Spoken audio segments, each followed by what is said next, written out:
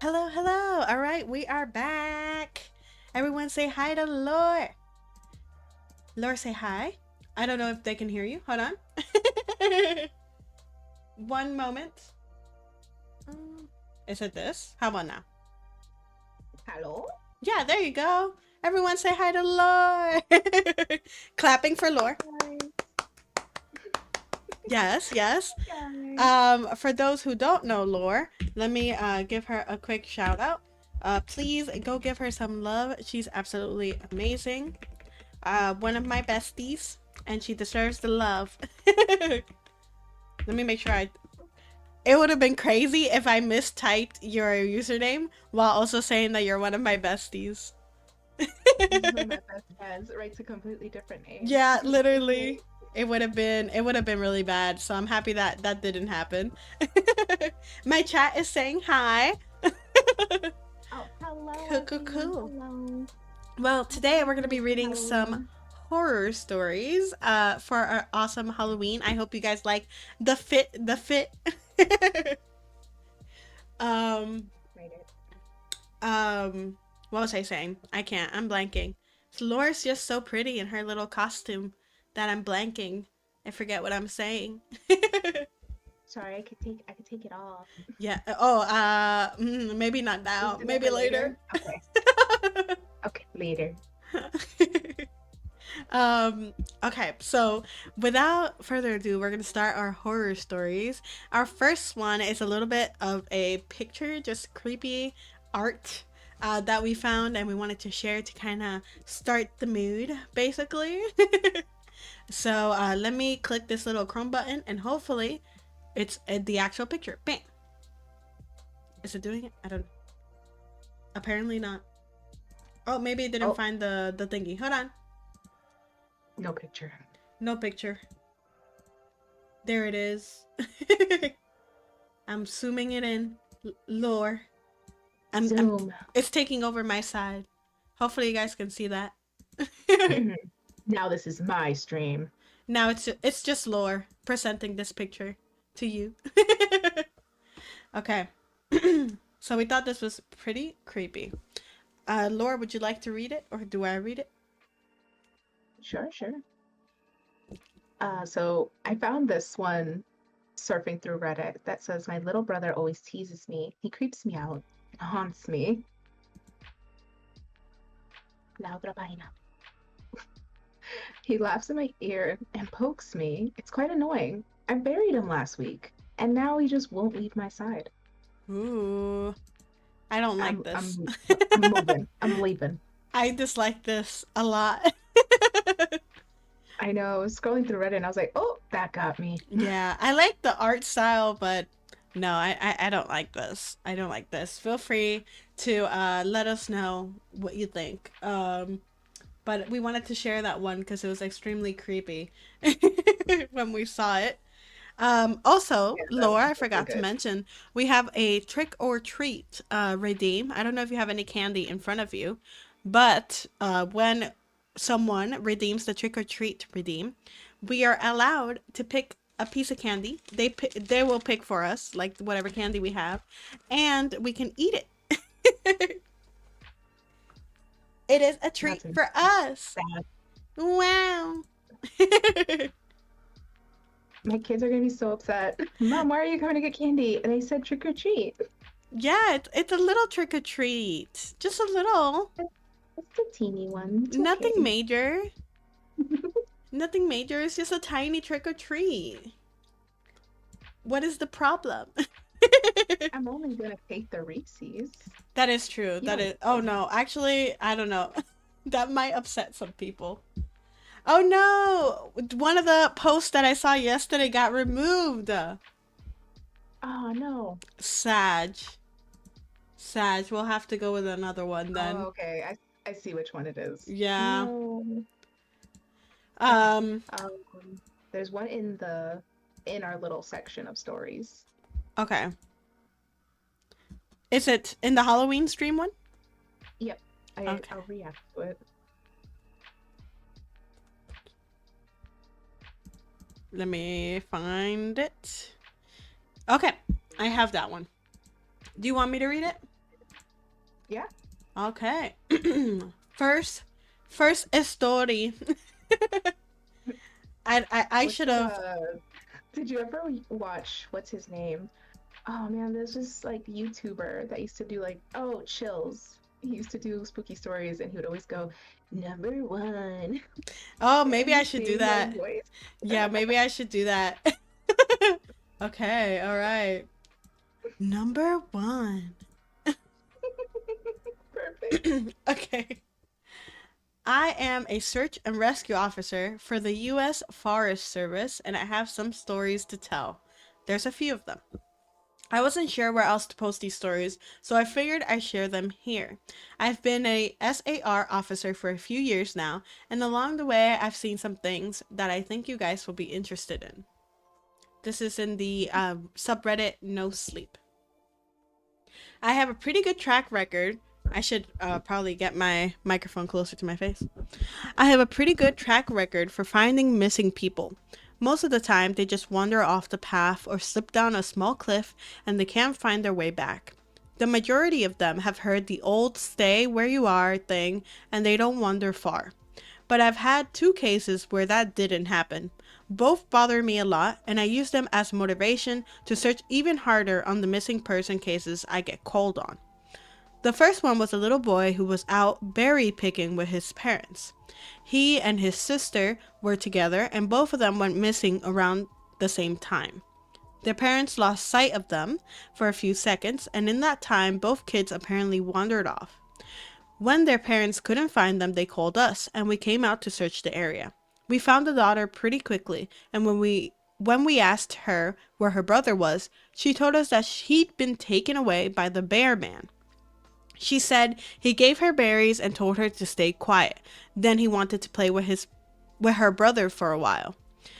First thought was abduction, but we never found a trace of another human being in that area. The little girl was also insistent that he wasn't a normal man, but that he was tall and covered in hair like a bear, and that he had a weird face.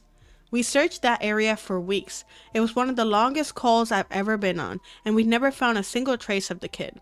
The other was a young woman who was hiking with her mom and grandpa. According to the mother, her daughter had climbed up a tree to get a better view of the forest. She never came back down. They waited at the base of the tree for hours, calling her name, before they called for help. Again, we searched everywhere, and we never found a trace of her. I have no idea where she could possibly have gone, because neither her mother or grandpa saw her come down. I've heard of that one. That one's scary as shit. The fact that she never came down from the tree. I don't know how to feel about that. Mm-mm. Okay, moving down to other stories that he has. A few times I've been out on my own searching with a canine, and they've tried to leave me straight up cliffs. Not hills, not even rock faces. Straight, sheer cliffs with no possible handholds.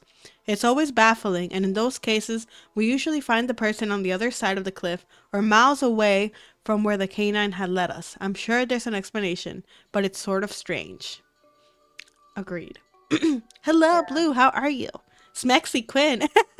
Do we like the vampire fit? Is that what's going on? Thank you for the lurkies. I appreciate it. Thank you. Thank you. Okay. One particularly sad case involved the recovery of a body. A 9-year-old girl fell down an embankment and got impaled on a dead tree at the base. Oh my god. It was a Oh. complete freak accident, but I'll never forget the sound her mother made when we told her what had happened. She saw the body bag being loaded into the ambulance and she let out the most haunting, heartbreaking wail I've ever heard. It was like her whole life was crashing down around her and a part of her had died with her daughter. I heard from another SAR officer that she killed herself. Oh my god. She couldn't live with the loss of her daughter. I can't imagine. That's crazy. No, Next that's one. definitely nuts. I feel bad for the person who had to like find the body. Yeah. Oh my god. That hurts my heart. Hurts my heart. We have 3 more instances. I was teamed up with another SAR officer because we've received reports of bears in the area. We were looking for a guy who hadn't come home from the climbing trip he was supposed to, and we ended up having to do some serious climbing to get where we figured he'd be. We found him trapped in a small crevice with a broken leg. It was not pleasant. He'd been there for almost 2 days and his legs was very obviously infected. We were able to get him into a shopper, and I heard from one of the EMTs that the guy was absolutely inconsolable. He kept talking about how he'd been doing fine, and when he got into the top, a man had been there. He said the guy had no climbing equipment and that he was wearing a parka and ski pants. He walked up to the guy, and the guy turned around. He said he had no face. It was just blank. He freaked out and ended up trying to get off the mountain too fast, which is why he'd fallen. He said he could hear the guy all night climbing down the mountain and letting out these horrible, muffled screams. That story bothered the hell out of me, and I'm glad I wasn't there to hear it. Ooh. I can't. I'm home alone. I'm fucking scared now. Don't Someone get my gun. Dang. Okay, one of the scariest things that have ever happened to me involved the search for a young woman who've gotten separated from her hiking group. We were out until late at night because the dogs have picked up her scent. When we found her, she was curled up under a large rotted log. She was missing her shoes and pack, and she was clearly in shock. She didn't have any injuries, and we were able to get her to walk with us back to the base. Along the way, she kept looking behind us and asking why that big man with black eyes was following us. We couldn't see anyone, so we wrote it off as some weird symptom of shock. But the closer we got to the base, the more agitated this woman got. She kept asking me to tell him to stop making faces at her. At one point, she stopped and turned around and said that she wouldn't give us to him. We finally got her to keep moving, but we started hearing these weird noises coming from all around us. It was almost like coughing, but more rhythmic and deeper. It was almost insect-like. I don't really know how else to describe it. When we were within sight of the base, the woman turns to me and her eyes are about as wide as I can imagine a human could open them. She touches my shoulder and says, "He says to tell you to speed up. He doesn't like looking at the scar on your neck." I have a very small scar at the base of my neck, but it's mostly hidden under my collar. I have no idea how this woman saw it. Right after she says it, I hear that weird coughing right in my ear, and I just about jumped out of my skin. I hustled her to the ops, trying not to show how freaked out I was, but I have to say I was really happy when we left the area that night. I don't like that. That was scary. I hated that. As soon as they mentioned the neck thing, like, No. Oh, he's tired of looking at your neck. Excuse me, con permiso. Literally. No. I'm gonna drink some water. I hate this. I hate this because I have headphones on, and so I feel like I can't hear my surroundings, and it bothers me. Oh, I just always have one headphone off. I don't know. The thing is also that the door of the room I'm in is behind me, and so I hate that. Oh, see, I get to, because my door is also behind me, and I feel like I have to look like in my peripherals once in a while. Yeah, but at least you have like a whole house of people. I know. I have one that likes to terrify me though. Because she's 20 pounds. I have my cats. They would warn me, I'm sure. I wish. My cat's not that nice. I have 2 cats. At least one of them would warn me, I'm sure. Hopefully. You're like, I can count Please? on one of them. Yeah. Okay, this is the last one from this officer. This is the last one I'll tell, and it's probably the weirdest story I have. Now, I don't know if this is true in every SAR unit, but in mine, it's sort of a unspoken regular thing we run into. You can try asking about it with other SAR officers, but even if they know what you're talking about, they probably won't say anything about it. We've been told not to talk about it by our superiors. And at that point, we've gotten so used to it that it doesn't even seem weird anymore. Oh, a 90-second break is starting.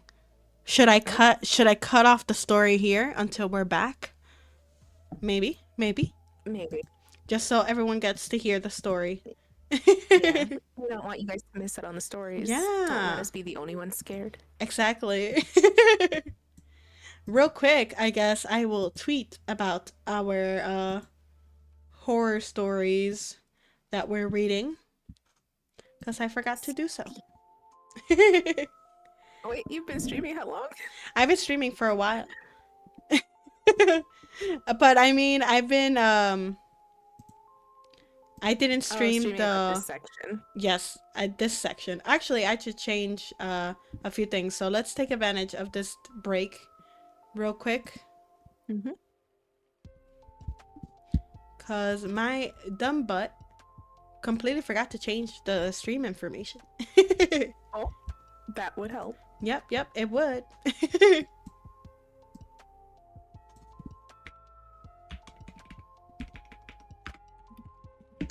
I'll tweet about it too.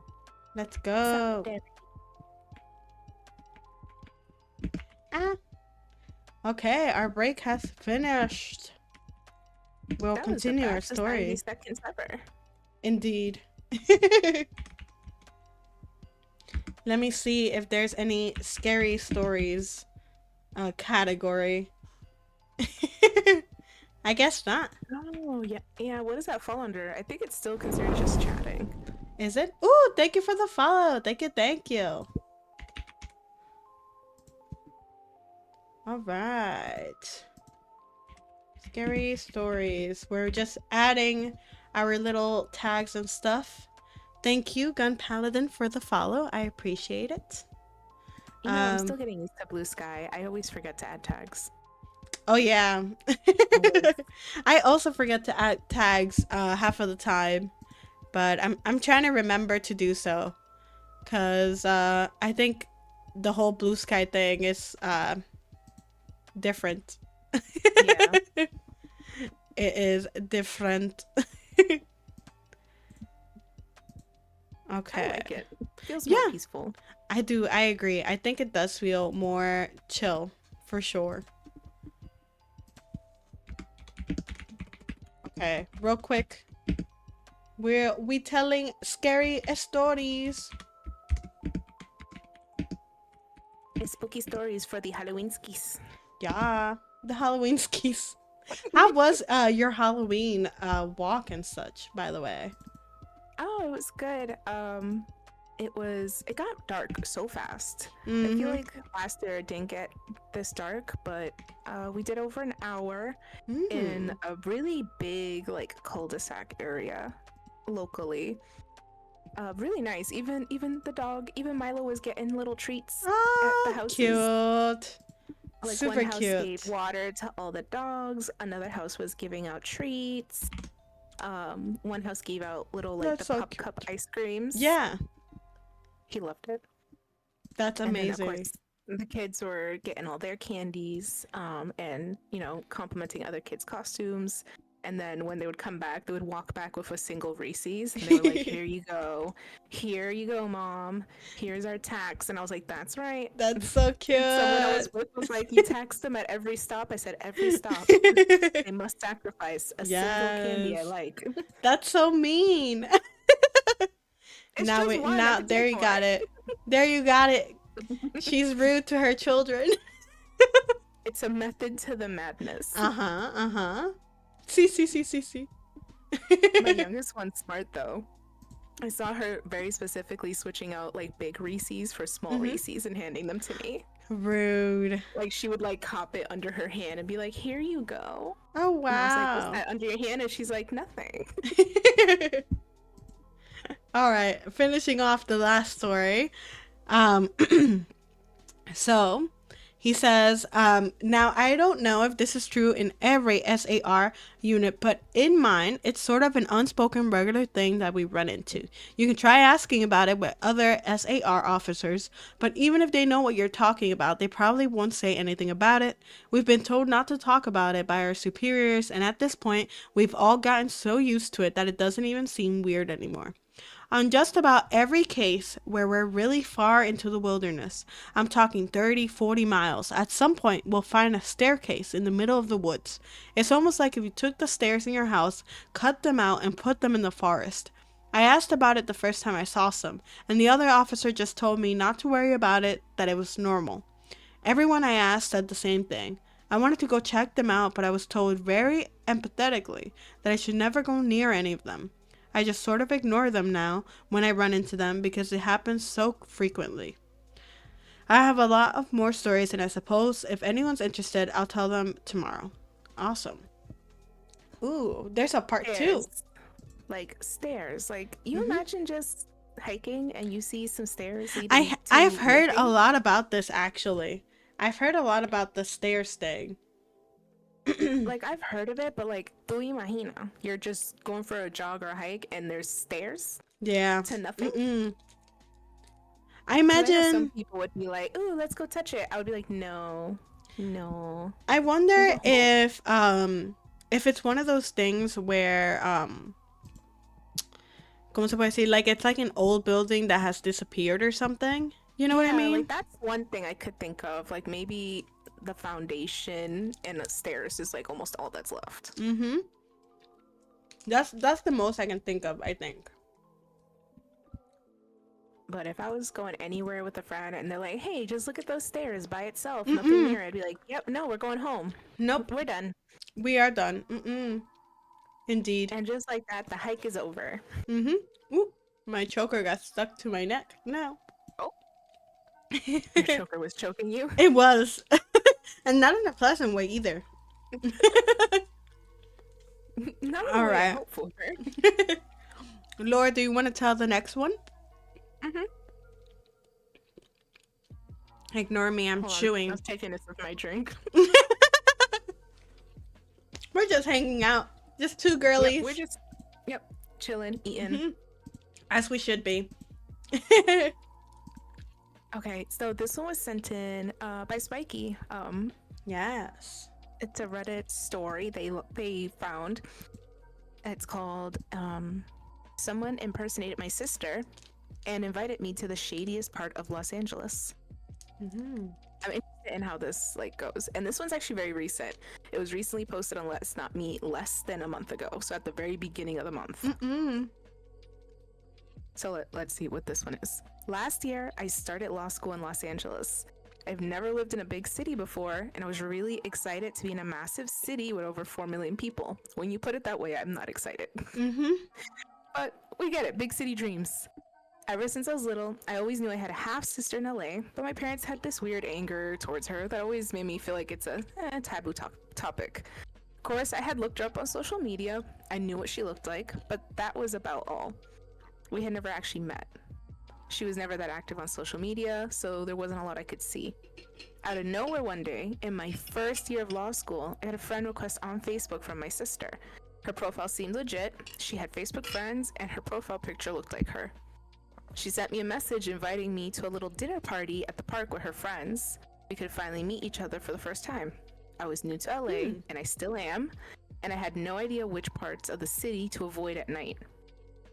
I was so excited about that idea, but I had a lot of anxiety about it too.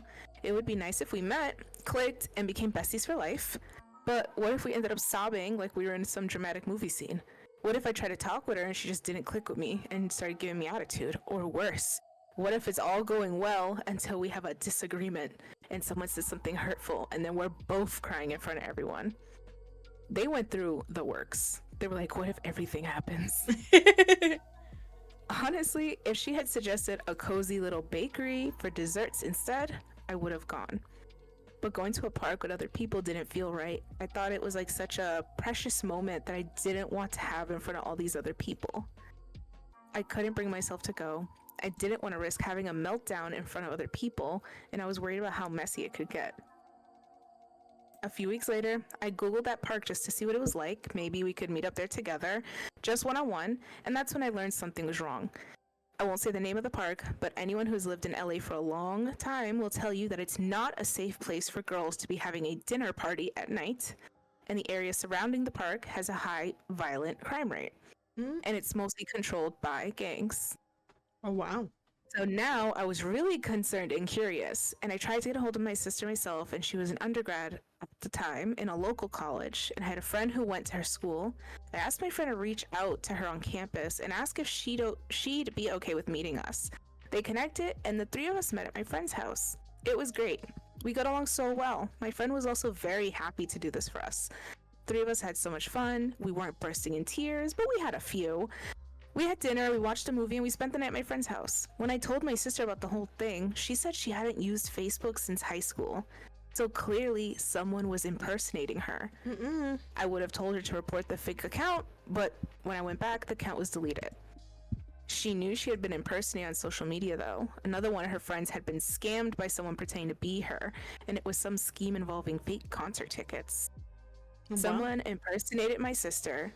They knew I was new in town somehow, and they literally tried to lure me into one of the most dangerous parts of LA.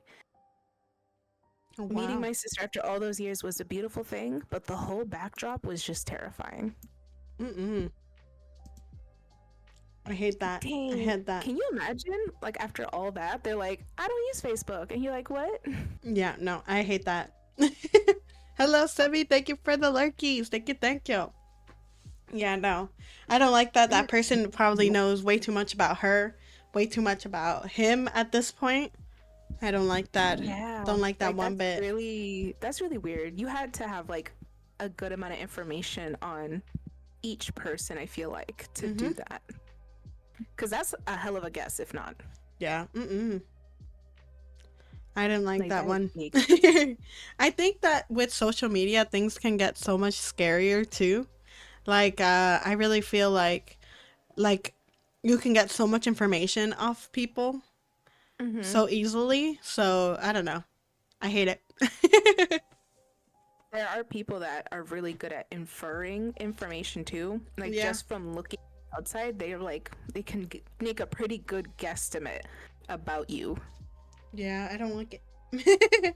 I don't like it. Yeah, no, that one's weird. That one's not like super paranormal scary, but that's like a life lesson scary. Yeah. No, for sure. Okay, I have one. I think it's scary, but I haven't read it all, so I don't know. This one is the one from What's Your Best True Spooky Story. It is about a dream, a reoccurring dream. So, I'll read it real quick. I have had several dreams similar to what I am posting.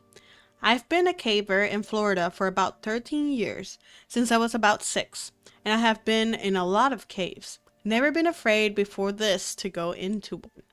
When I was 7 or 8, I started having this reoccurring dream. I would have it at least twice a year, always the same, even though I would realize I was dreaming after the first few iterations. I would fall asleep and dream of a big cave, going into this little hole in the bottom. Inside, I would see a 10 to 15 foot long corridor about 2 to 4 feet high. At the end, it would always turn left, and I always saw a bent red stop sign at the end, like someone ripped off the top 2 feet and tossed it in. But I would always follow the corridor. I would turn and walk past the sign, despite being scared, despite many times knowing what was there, and the corridor would start descending, quickly opening up into a large vertical chamber, with the path leading down into a corkscrew. Everything being blurry at this point, but it was always the same. I saw trash scattered on the walls. I saw the pit leading down to a curved floor. I saw things, unidentified, animals or people, or something else at the bottom. I saw my family, each one of them, one of those things, being tortured and killed every time, and I could never do anything. After I saw that, I would be stuck in there for a few seconds until I felt more than saw everything turn and look at me. Oh. And then I would wake up. Not like a normal dream where you just drift into consciousness, or a nightmare where you bolt in fear, but like something pushed me out, like I wasn't supposed to be there. So I have this dream multiple times a year until I turned 15. I did tell a friend about the dream before what happens next. My father decided to take us to some caves we'd never been to before, one of which was Dog Drop. It was likely named so because someone either threw their pet in there or a coyote fell in and the body was never discovered. Dog Drop has roughly 30-foot rappel straight down to enter. Oh my god. I went down with my brother while my father waited up at the top. There was a hole in the ground and I started to feel uneasy, though I didn't know why. So I followed my brother into the hole. I felt worse as I moved down. And when I looked up, I saw the same corridor, the same turn, the same wall, the same bottles at the corner, and I instantly was hit with this overwhelming sense of fear and nausea, being watched and everything was screaming at me to leave. I froze and must have made some noise because my brother turned around and asked what was wrong. I managed to say I wanted to leave now and climbed out as quickly as I could, followed immediately by my brother. I packed up and left and never gone back and never will. Haven't told anyone what actually happened, just said I wasn't feeling well and they forgot pretty quickly. The thing that makes it creepy for me is that I have never had that dream again. Year after year, I would have it constantly, but it just stopped after that. But I still remember it all, and I still feel afraid, almost an external fear, when I think of it. Edit. I saw some people talking about looking up the cave / visiting. I just want to say never go caving, especially in an unfamiliar place without a guide who belongs to a local group. If you belong to another group but have never been in that area, it's best to talk to a local group before leaving. Caving is dangerous and people die. Don't be arrogant and try to rappel on a garden hose. Just someone has done that. The local grotto you can check out is called Tampa Bay Area Grotto, and just the initials are Teabag. Some of the comments are other people also talking about reoccurring dreams. But tell me, Laura, do you have reoccurring dreams? You know, I do. I had one that used to really like freak me out for a long time. I used to have the same reoccurring dream, and like I would wake up like con sudor, like sweating. Ooh, I have every had time. those. And it's one of those. It's weird. I have an interesting fear. I don't know if the fear has an actual name. I have a fear of apocalyptic scenarios. Okay. Like actual like apocalypse. Mm-hmm. So the recurring dream was kind of like that. Like it's an apocalyptic scenario, and I was a younger mom still when the dream started. So it was me trying to get my kids and run, and it was just like an endless loop of running and running and running and Wow. running and running, and everything's going to shit in front of me and around me, but the running wouldn't stop. Wow. And then it would stop and I would just fall, and it was dark, and I would always wake up sweating, and it went on for like a year or two, and I was like, "Oy, please stop. Mm-mm. You're killing me." Yeah. Yeah, reoccurring dreams are not fun. Yeah, I think I've had a lot of reoccurring dreams throughout my life. Probably, and the thing is, they've always been centered around like my childhood home. So we have this me and my family have a belief that my childhood home was like really heavily haunted. And so every time I have a nightmare or like a weird dream, I'm always in this house. Like every single time that I'm in a dream and I wake up in my childhood home, in that dream, I'm always like, nope. like me myself, like my conscious is like, nope, I don't want to be here. I know that this is gonna be a nightmare, it's gonna be a weird dream. And so I always try to snap myself out of it, and sometimes it works. Like sometimes I'll wake myself up, but the reoccurring dreams usually happen in that type of space, and I hate that. It's like it's the same area. But with this specific story, like I can't believe that this girl has never been in this area and then suddenly has a dream. I see, you know? Like Shingero said, let me tell you a real scary story. That moment when you get off a public transportation bus and you don't feel your cell phone. Oh, yeah. That's the real terror. It is.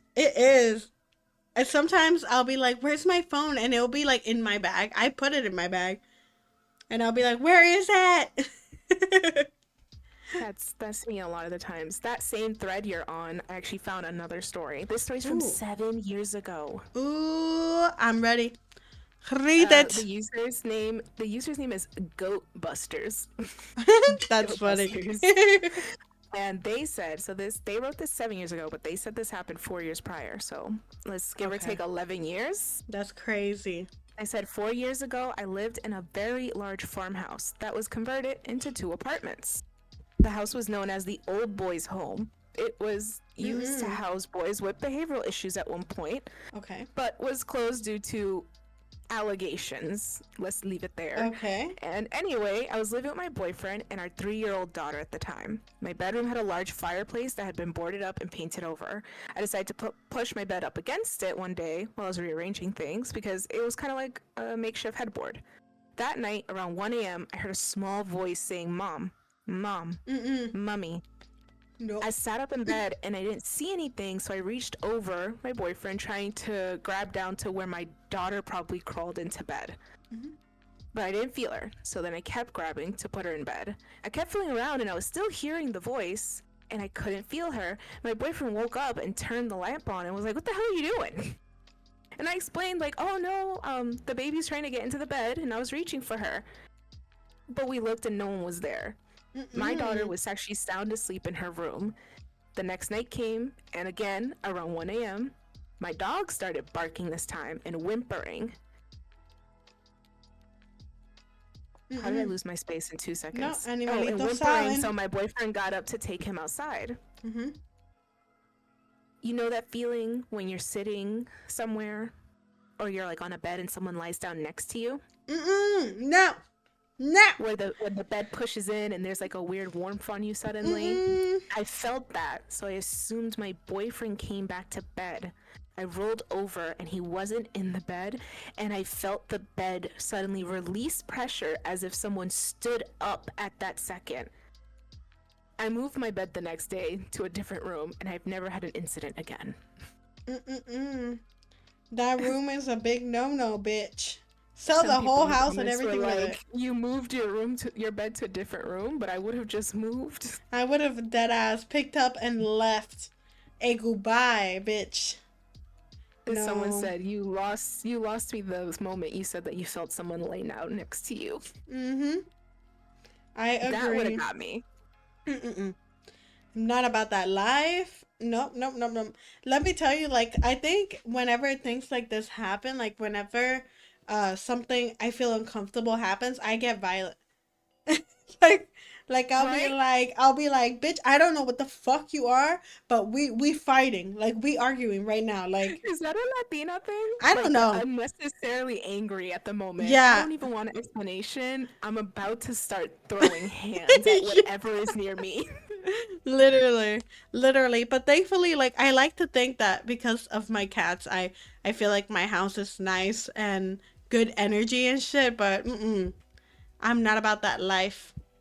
Not about that life at all. You know what's funny? The house that I'm buying actually has a Coraline door. Nope. And it's one of the, and it's actually like one of the things that I was like, ooh, I don't know, but I have opened it and it's literally just fucking like, so we have a part of the house in the back that goes out, like, no sé cómo explicar, like there's like a little section of the house that has like extra roofing, basically. Yeah. And so they made a little door because the attic of our house is like the top, y entonces hay un techito, there's a tiny roof that's a little bit more down, that has its own little attic space, right, in case people need to do insulation or whatever the fuck. So when you open the door, it's literally just like insulation and paneling and shit like that. But I'm like, just that this door exists, I hate it. And it's actually gonna be my office, the room where that door is. You better walk around with sage. Yeah, for sure. Sage that whole bitch. I mean, thankfully it's a new build, so the house is completely new. So I'm thankful for that at least. It rules out a lot of stuff then. Yeah. It rules out a lot of things. I mean, I don't know where like the land of it is or whatever the fuck, but thankfully it's nothing too crazy. But yeah, that's something I've thought about before, like the Coraline door. I don't know. I will say that's the land is like a big thing over in my state, because my state was obviously a lot of Native American territory. And I'm always like terrified when like we're warehouse shopping, so I'm always like, where was the land before? Yeah, that's literally. I'm not trying to be in poltergeist. Yeah, for us, I live in the South, so that's enough said. Thank you for the head pass. Hello, Latin Striker. How are you? Welcome. ¿Cómo estás? Feliz Día de Halloween. How do you say Yeah, the Halloween in Halloween Spanish? skis. Halloween skis? Halloween. And Halloween with the accent. Pretty How are much the same way you? you say Sprite. A Yeah. Sprite. Dia de Brujas. Oh, well, yeah, there you go. How has it been for you? I hope you have had a nice and spooky Halloween. Hopefully, it's been going well. Okay. Is there any more on this thread that you liked? Um, there's one that's kind of like a short and sweet. Like a short sweet, it would creep like most people out. Okay. It's also 7 years ago, and this person's writing it from the perspective of when they were 14. Okay. Love So the they outfits. said, Thank y'all. Thank y'all. We're gonna be changing outfits pretty soon. Where we have like Mhm. 2 or 3 outfits changes planned because we're high quality streamers and shit. oh yeah, and Halloween's our favorite holiday. Mhm. Mhm. We made plans. We made plans. Yeah.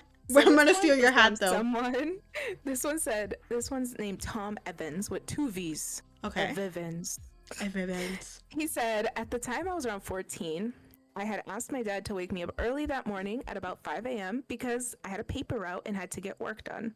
That morning, I was woken up and I flung my legs over the bed. I felt a tug on both of them, and what I thought at the time was my dad trying to get me to hurry up, so I reached over to pick up my phone. It was not 5 a.m. It was 3:30 a.m. And when I looked over, there was a black figure standing by my door. I assumed it was my dad, but when I called out, it disappeared. Mm-mm. No, no, no, Those no. ones where people are like, I saw a shadow figure and then it disappeared. And I'm like, no. Mm-mm. No quiero. And they said, how did you know it wasn't your dad? And they said, what kind of gave it away is that the figure was just black, like completely black. And I knew for a fact that that night my dad had on flamingo boxers. Listen, he said those boxers are so ugly. I've committed them to memory. You That know was what's not my dad. You know what's funny? It's like I called out to him and he disappeared. How do you know it's not your dad? Right? The fact that someone was like, how'd you know it wasn't your dad? He wasn't wearing those Fuck boxers. you mean? You sure it wasn't the disappearing part? Yeah, that's so funny. It's funny how we rationalize stuff like that. He's like, he wasn't wearing those boxers. But your dad disappears? I'm looking to see if there's any other in this thingy. There's a lot of long ones. I guess I'll skip over to. Oh, there's a short one here. I could paste it to you. Sure. Let me see. I was gonna read. There's one called "I found a secret room in my basement and something was waiting for me." Oh, do that one. Ooh. That sounds scary. Yep. Okay. This one's from again subreddit No Sleep. This is by Louis Seed. Louis Seed with 2 eyes. I found a secret room in my basement and something was waiting for me. I just moved into an old house in the middle of nowhere. It was cheap and I was desperate to get away from the city. I figured I could fix it up, make it cozy, and live a quiet life. The basement was massive, filled with old furniture and boxes left by the previous owner, but there was this one door I couldn't open. It was rusted shut and no amount of force would budge it. It was only a week ago that I decided to break it open. Why would you do that? I grabbed a crowbar thinking maybe there was a small storage space behind it. I was wrong. The door swung open with a loud and creaking moan and the smell hit me instantly. It was rot mixed with something sickly sweet. I gagged, but my curiosity got the better of me. Why would you do this? I grabbed the flashlight and peered inside. The room was small, cramped, and the walls were lined with old yellowing photographs. There were of people, hundreds of them, men, women, children, all staring blankly at the camera. But the thing that made my skin crawl, they were all missing their eyes. No. No. I wanted to leave right then and there, but something caught my eye. In the corner of the room was an old, dusty box. It was the only thing in there that wasn't covered in cobwebs, and I shouldn't have opened it. Inside, there were dozens of small glass jars, each one of them containing something dark and shriveled. Blech. My No, flashlight no. flickered, and I think I heard whispering, like the tiny voices coming from the jar. I don't know why, but I picked one up, and when I looked closer, I realized that it was an eyeball. Blech. I dropped it But and shattered on the floor. That's when the whispering turned into low, guttural growl. I backed up, ready to run out of the basement, but the door slammed shut on its own. The lights in the room flickered and went out completely. I was plunged into darkness, but I could feel something moving, crawling around the room. I switched my flashlight back on, and it was dim now, barely lighting up the room. That's when I saw them, faces all around me, pressing against the walls, their eyeless sockets staring right at me. Ugh. Their mouths moved, whispering, but it was like they were speaking in a language I could not understand, and I thought I was going insane. I ran to the door and started banging on it, screaming, but the whispers grew louder, almost deafening. I turned around, and one of the faces was inches away from mine. It smelled, a sick, twisted grin, and I could finally make out what it was saying. Thank you for letting us out. The door burst open, and I stumbled out, sprinting up the stairs. I slammed the basement door shut and pushed the dresser in front of it, but I could still hear the whispers on the other side. I didn't sleep that night, just sat there, clutching a kitchen knife, waiting for whatever was down there to try and get out. Why are you staying there? Do you not have friends or family to go to, bitch? I called a locksmith the next day to have the door sealed shut, but when he arrived, he told me there was no basement door. I took him down there and it was gone, just a solid wall light it on fire. where the door used to be. I haven't gotten back down there since. I heard things at night, scratching like nails on a chalkboard, coming from beneath the floorboards. Sometimes I catch whispers, faint and distant, echoing through the house. And every morning there's a new photograph slipped under my bedroom door. There are pictures of me, and in every one my eyes are missing. No! No! The fact that you didn't just burn the place down to begin with. Yeah, this one That's has. the I first think thing this that- one has to be fake, but Yeah. but I hate it. I hated that. I be I know thinking too. it's time to move my happy ass the fuck out of there. Literally, Right? literally. Especially, like, I need you to lock this up. What room? I don't see that room you're talking about. Oh, okay. I'm just gonna move out. I'm Yeah. gonna leave. Stay in a hotel. Literally. Someone put Will shit. I'm sorry. Indeed. Indeed. What the actual fuck? I hated that. I hated that so much. Deleting that, closing that tab as quickly as possible. Just to the side of the cross. That tab gone. There's another one I found down here. Also 7 years ago. Okay. This person is posting about when they were in high school. They used to babysit. They said when I was in high school, my uncle, My my uncle. uncle, your uncle the uncle, my uncle would throw me a couple of bucks to help babysit his kids with my aunt. They lived in a 2-story house by the water, nice area, and their kids were like 3 and 6.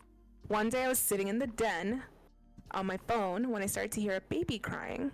I was thinking it was a 3-year-old. I headed to the bottom of the stairs to check and see if my aunt was up there dealing with it. I called for a response. Nothing. The baby kept crying. I called for her one more time, and when I got no response, I started walking up the stairs.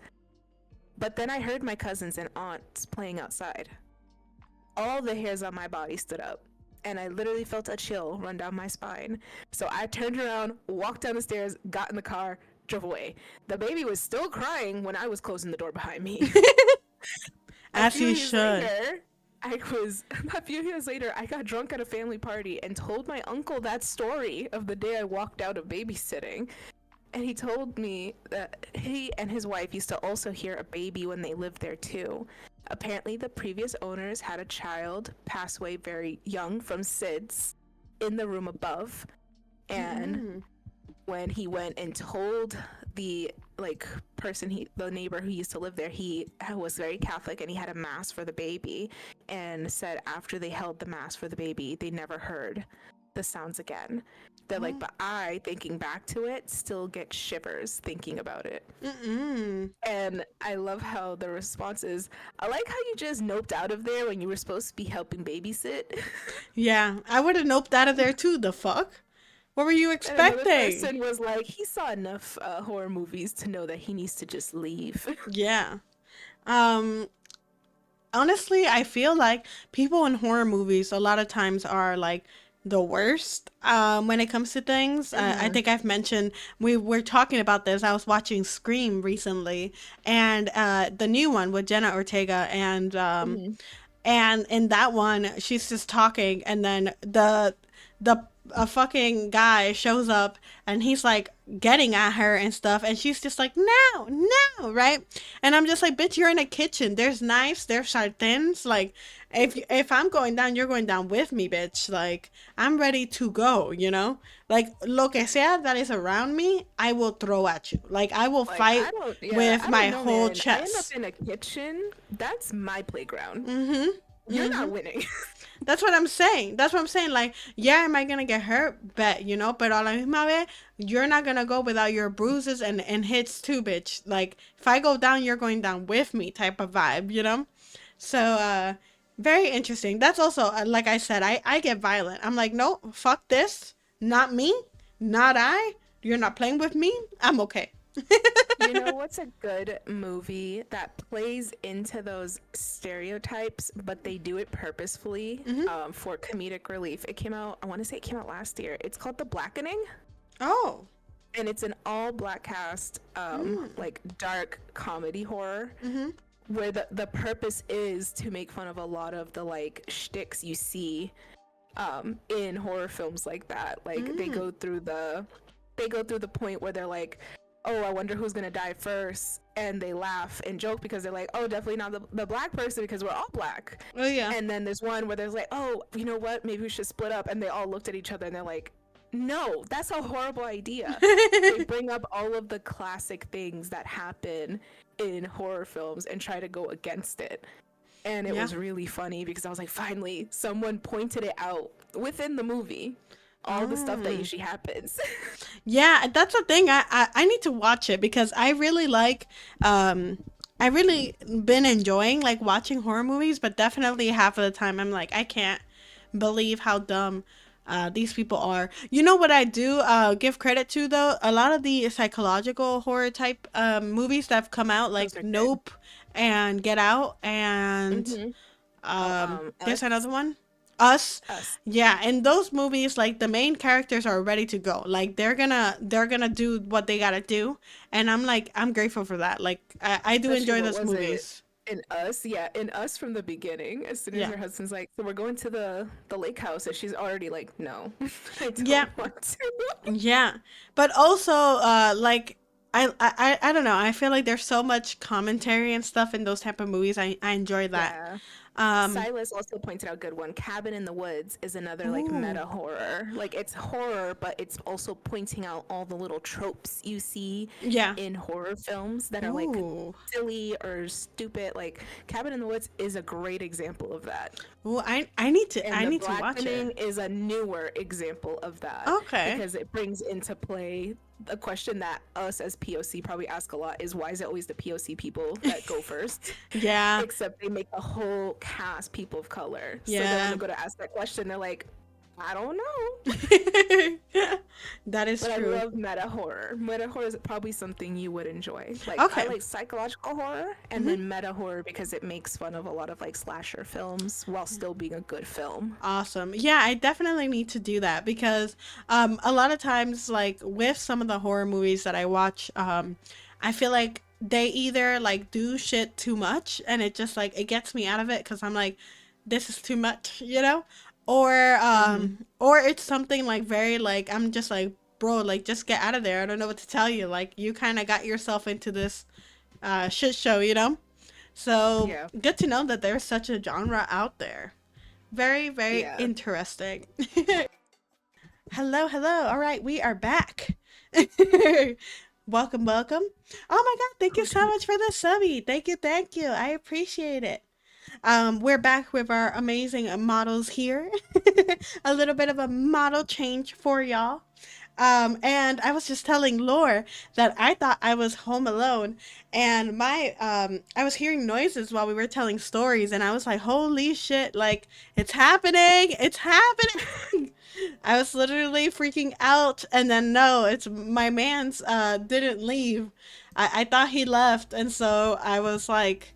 I'm hearing shit and it's bad. I But just no. picture Quinn like muting her mic for break and then being like, "Ooh, I literally who was is like, there?" I muted and then I like went into the living room like ready to go like whapa, right? Like ready to like I don't know what the fuck I was gonna do, but some kung fu or some shit was gonna come out of me because I was ready to go. And then I looked to my right and my man's was like, hello, and I was like, what the fuck are you doing here? It was That's when you take the chancla, be like, "Announce thy presence." I was fucking scared. So good to know that it's worked on me at least. I was ready. I was fully spooked at this point. Um Oh, no. so I guess I'm going to read one that actually comes from my own Discord from one of my amazing followers. I appreciate the submission. Thank you, thank you. Oh look, Puntable Quentin, rude. I'll stab you. You see this? Do you see this knife, Red? Yeah, she's packing. Do you see heat. it? I'm packing the heat. Don't mess me. I'm just a I'll get bird. upset. I'll get upset I'm with you. just Look, trying to keep my wings. don't make me sus. Don't make me sus. I'll come after you. You see? Oh, Hold on. Oh, Hold on. Let me get up here. I I'll come burped after you. instantly here. Okay? I'll come after you. Come at me. Come at me. Anyways, let me come back down. Let me relax. Let me not threaten Red too much. It's so high. It's happy Halloween skis. I might like being stabbed. You're a weirdo. Whoa. Weirdo behavior. Stop being a weirdo. Anyways, here is the submission. So trigger warning, it does have mentions of unaliving. I guess would be the correct wording. I don't know. Yes. Um, The new way of saying it. yeah, I don't know if this counts, but a couple of years ago, I was in a really, and I mean really bad spot. Something happened, to be fair, that scarred me for life, and I was afraid and completely alone. I was in New York, thinking honestly to do what you gotta do. I saw a small being like a shadow or a dark mist in a corner near my bathroom, laughing while they were thinking of doing what they had to do. That thing never said anything, but I felt and still do that it was encouraging me to end myself. Sometimes I still think of the thing. Maybe it was trauma manifesting itself, but I never before or after saw something like that. That's pretty scary. I don't like it. It reminds me kind of the duende thing that you mentioned, Lore. Yeah. Oh, I should probably just talk about the duende Oh yeah. thing. My Ooh, grandmother trick or taught treat. us. Hello, Echo. How are you? Welcome, welcome. I want to pick you up and give you kisses. Thank you. Thank you. Oh my goodness. Well, since you clicked the trick or treat, you're gonna allow me and Laura to get some candy. Yay! I have some M&Ms and some Airheads. Laura, what type of candy do you have? I have Reese's, more Reese's. Okay, I so stole a bag of Reese's. so maybe would you like to pick if I get an Airhead or M&Ms? Echo, let me know. Yay, we love candy. Yes. Oh my god. She's giving us a lot of candy. Oh my goodness. No. All of them. Okay, awesome. We get a lot of candy then. Awesome. As Laura talks about this duende phenomenon, I will be eating some M&Ms in your honor. Thank you so much. We appreciate it. And then Laura will stuff her face with some Reese's when I tell the next story. Thank you. Mwah.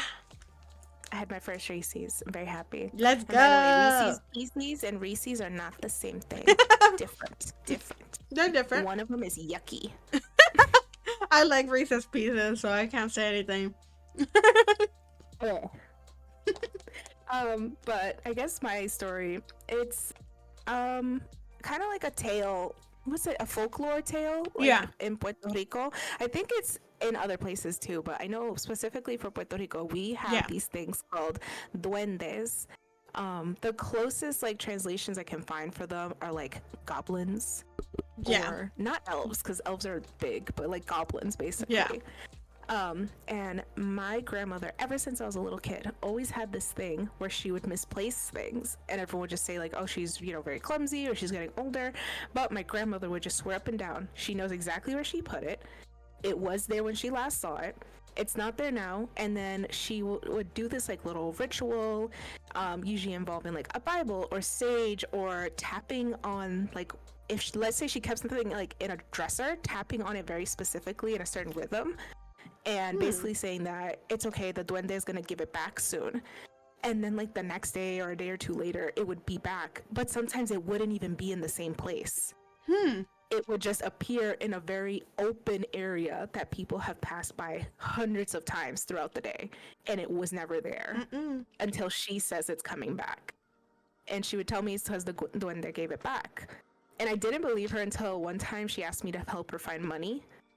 And I knew where she kept her money. She always kept it in the same dresser, in the same envelope, in this very specific corner in her room. And I went there, it wasn't there. And she did her little ritual again. She took some sage, she like cleansed the dresser, I guess. She tapped in the spot where she had last left it. And then the next day she was like, go check again, and it was there, and it was a good amount of money. Like, if someone had stolen the money, they would not have given it back. All of the money was back there. And she was like, you can see them sometimes if you're very perceptive. She's like, but you know, the duende's like playing tricks on me. And I was like, oh, abuela, why do you have this relationship with them? Yeah. I was like, I don't like it, but I now hold that belief, I guess, to this day, that if something's missing and I knew for a fact I knew where it was, I will also kind of be like, all right, you know, you can give it back when you're ready. That's crazy. Oh, thank you for the subby, waifu. Thank you. How are you? Happy Halloween. And hello, Sag. I hope you're doing well. Happy Halloween. How are y'all? How's y'all Halloween been? Reminds me of brownies from English folklore. Ooh, I don't know what brownies are. Let me search it up. Brownies. Now I want to know. English folklore. We're gonna find out together. Ooh. Okay, a small industrious fairy or hobgoblin that lives in a house and barns.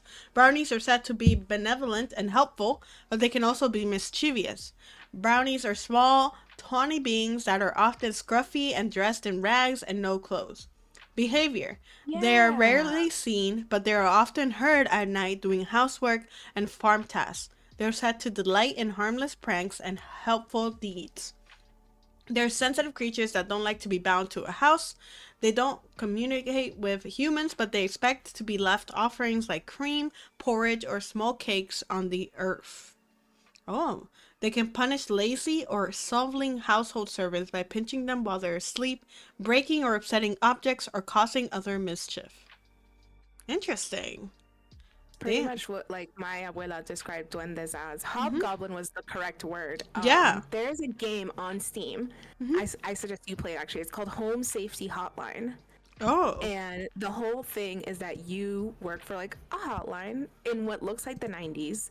And your service is about helping people identify if they have these like little different type of hobgoblins in their house. Ooh. But obviously the things get bigger, and more treacherous and not goblin-like. But there's a whole section that was about different types of goblins, like bathroom goblins, kitchen goblins, etc. And every time I looked at them, I was like, oh, it's like duendes. I was like, it's really like what my grandma said. Like, they're not trying to do harm. Sometimes they're just like, oh, you're really messy, so I'm gonna start showing you how your stuff goes missing when it's messy, like things like that. And that's why my abuelita's always like, you know, I just have a little relationship with them. They obviously think I'm doing something wrong, but they'll give it back. That's funny. They are a level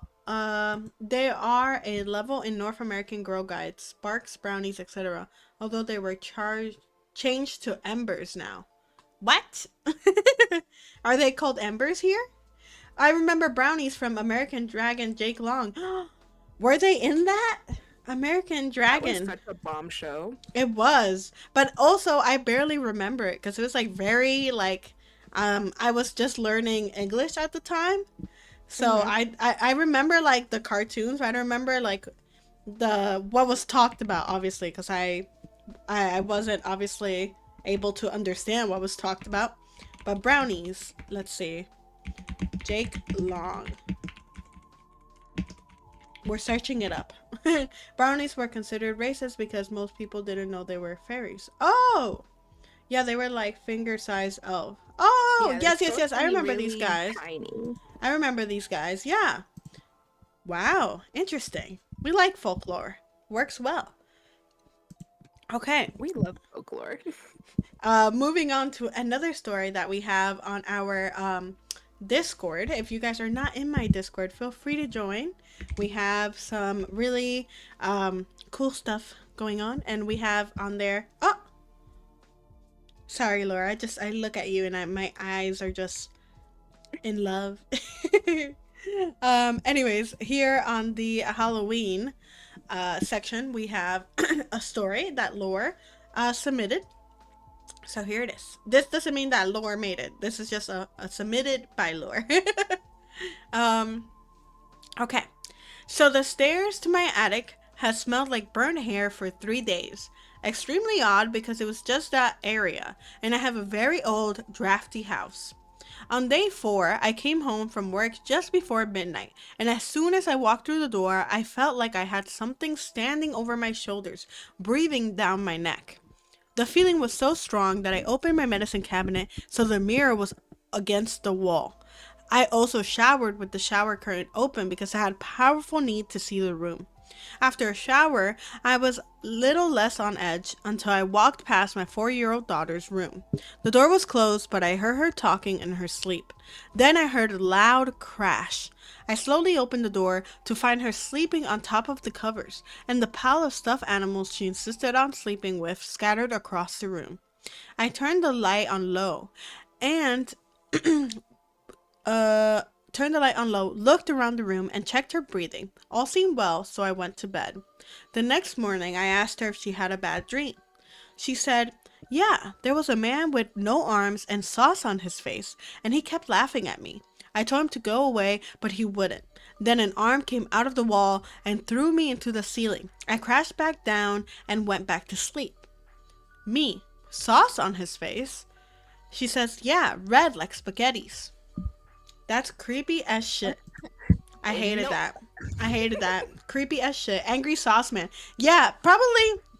It's probably not sauce. It's probably something like blood or something. But also a child is very innocent. So I would understand them thinking it's sauce or something like that. But that's so creepy. The fact that there was a loud noise like heard. It's insane. Another thing too that this kind of reminds me of is sometimes like when I was younger, I used to have like a weird feeling of being watched, and so I used to leave the door of my bathroom open, like slightly ajar, basically, when I used to shower, or I would leave like the entire fucking curtain open, or I would get like I would ask my mom to not put like a second like curtain on my shower and just have it be like the plastic see-through curtain. And this would happen to me a lot. This is one of the reasons why I think that I lived in a very like haunted house, cuz I used to have that feeling very often. So often that I asked my mom to only put one curtain on my shower, which is crazy. Now that I think about it, I'm like, damn, too late to share one. No, feel free to send it to us through DMs or Discord. No worries. Let's see what else people said. I might have skipped through. Spaghetti was bad, so he mad. Yeah, he said, "Fuck this. I'm gonna attack your child. Your spaghetti was ass." Silas makes a good point that the evil eye in Madleojo has such like a long, deep-rooted history that's why so many different like cultures and countries believe in it. I still, when I had both of my kids, they were always adorned with some type of evil eye item on them as a kid because I was big on that. Yeah, my nephew, I think I've mentioned, as you know, on my birthday he was born. Yes, he's my little birthday twin. My sister, right when he was born, she put like the little red bracelet that's supposed to keep away like the evil eye. And that type of stuff, like, even if we don't per se want to believe in them, they're also really ingrained in our culture. And Hmm. whether we are how can you say, like, respecting our culture or not, or or actually doing it for what it is, I think at the end of the day, like, whether you're superstitious or not, it's a nice thing in culture to to do, I guess. Because I Yeah, know my sister did it definitely. more for, definitely did it more for, like, just that's the culture. We put a red bracelet around our babies. But I do feel like it helps, you know? So yeah, I had something similar. Did you have similar experiences about that? That's something that has happened a lot to me. So I'm very interested to know, Satch, what type of experiences, feel free to send them here in chat, or if you want to DM me or anything like that. I'll have Twitter open too. I should actually have Twitter open just in case y'all want to send me anything. My DMs are open. Um, but yes, Killa says she has two stories. She's finishing typing them. Um, do you want to follow up a story before Killa gives us hers? Oh yeah, I was actually gonna follow up with something about the like whole evil eye thing, Yeah, like go the ahead. the belief of protecting. Hmm. So I have almost everyone in the house has something like in their room or on their person with the like no mal de ojo thing. Hmm. But I remember I once bought my partner and I one each like a keychain to bring with us while we were at work. And mine's was fine. Nothing happened to mine's for like the longest time, which is good. You don't want anything to happen to it. Until one day my partner came home from work and his was broken. And I was like, "Oh, did you drop it?" And he's like, "No, it's weird. I pulled it out of my pocket and it was broken." And I was like, "Well, what were you doing during the Mm, day?" And he said the only thing that was like of note is he was working on some machine and a worker, like a female worker, had come up to him and saw the picture of us, because we're a family of five, in hmm. his wallet and had made a comentario about it. Like nothing nice, but kind of like weird because he didn't know them. Yeah. And then when he went into the car and pulled out his keys, the mal de ojo keychain was broken. And I was Mm-mm. like, because it did its job. Hmm. I was like, that Yeah. means that someone looked at the picture with ill intent. And he's like, Yeah. that's just a superstition. I was like, but am I wrong? No. I mean, it broke. There it I was is. like, my keychain's not broken. Hmm. I was like, yours was broken. Yeah. That's what I always say. There's certain, like, superstitions and stuff. I think superstitions are very big. Some of them I feel like I kind of ignore here and there. For example, like the putting your purse on the floor type thing. Sometimes I'll just have to put it on the floor. So se jodió, you know? Yeah, I ignore the crap out of that one a Yeah. lot. However, there's some, like there's this I have this big superstition that if I tell people my plans early, like, they won't happen. Yep. Mm-hmm. Like, me lo I was told salan. that one growing up. Yep. And I was raised with that one too. yeah, and it's like, no le digas a nadie que te lo salan. And it's so true. Every single time I be telling people my business, y me lo salan. If something always happens that's different than how I saw it going down, type of thing. Um, so I don't know. What superstitions do y'all have that are prominent in your lives every day? I feel like that's definitely a big one for me. Another one is, my grandma often says, like, if one of her ears are ringing, if someone's talking shit or someone's talking good about you, um, that might be a viejito type thing, but that's definitely something. I was raised on that one too, but I always forgot what ear was it. Yeah, same. So my ears would ring, and I'm like, well, someone's talking about me. I just forget which ear means what. I was like, I hope they're having a good time. Yeah.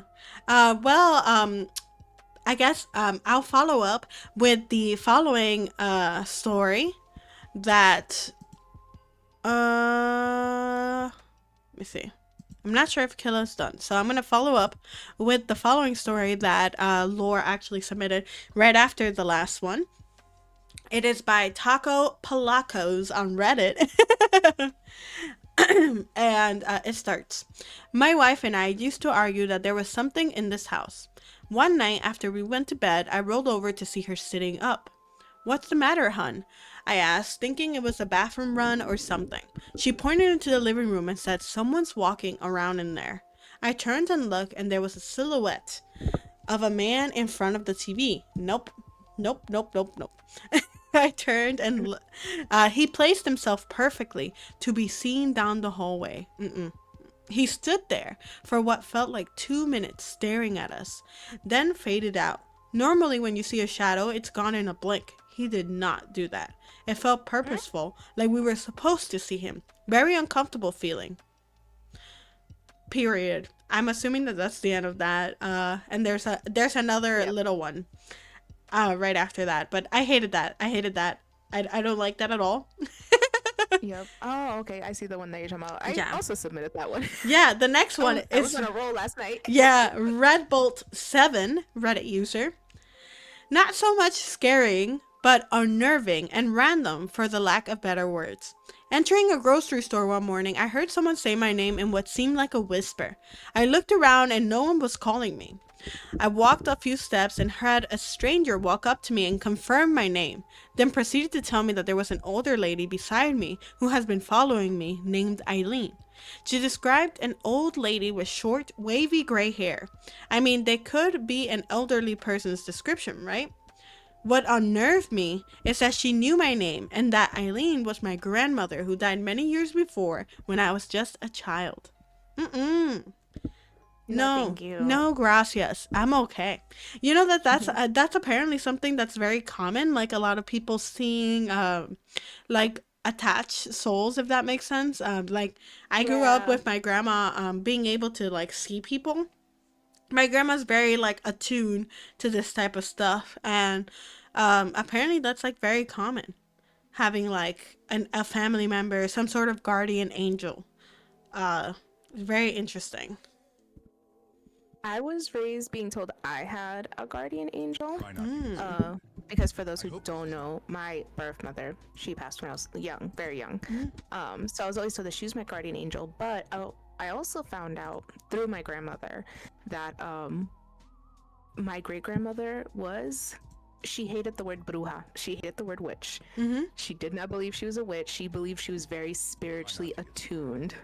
I hope this is not But like she could read palms and cards and was accurate. Maybe this one counts as a scary story. Actually, this is more of like it's unnerving. Okay.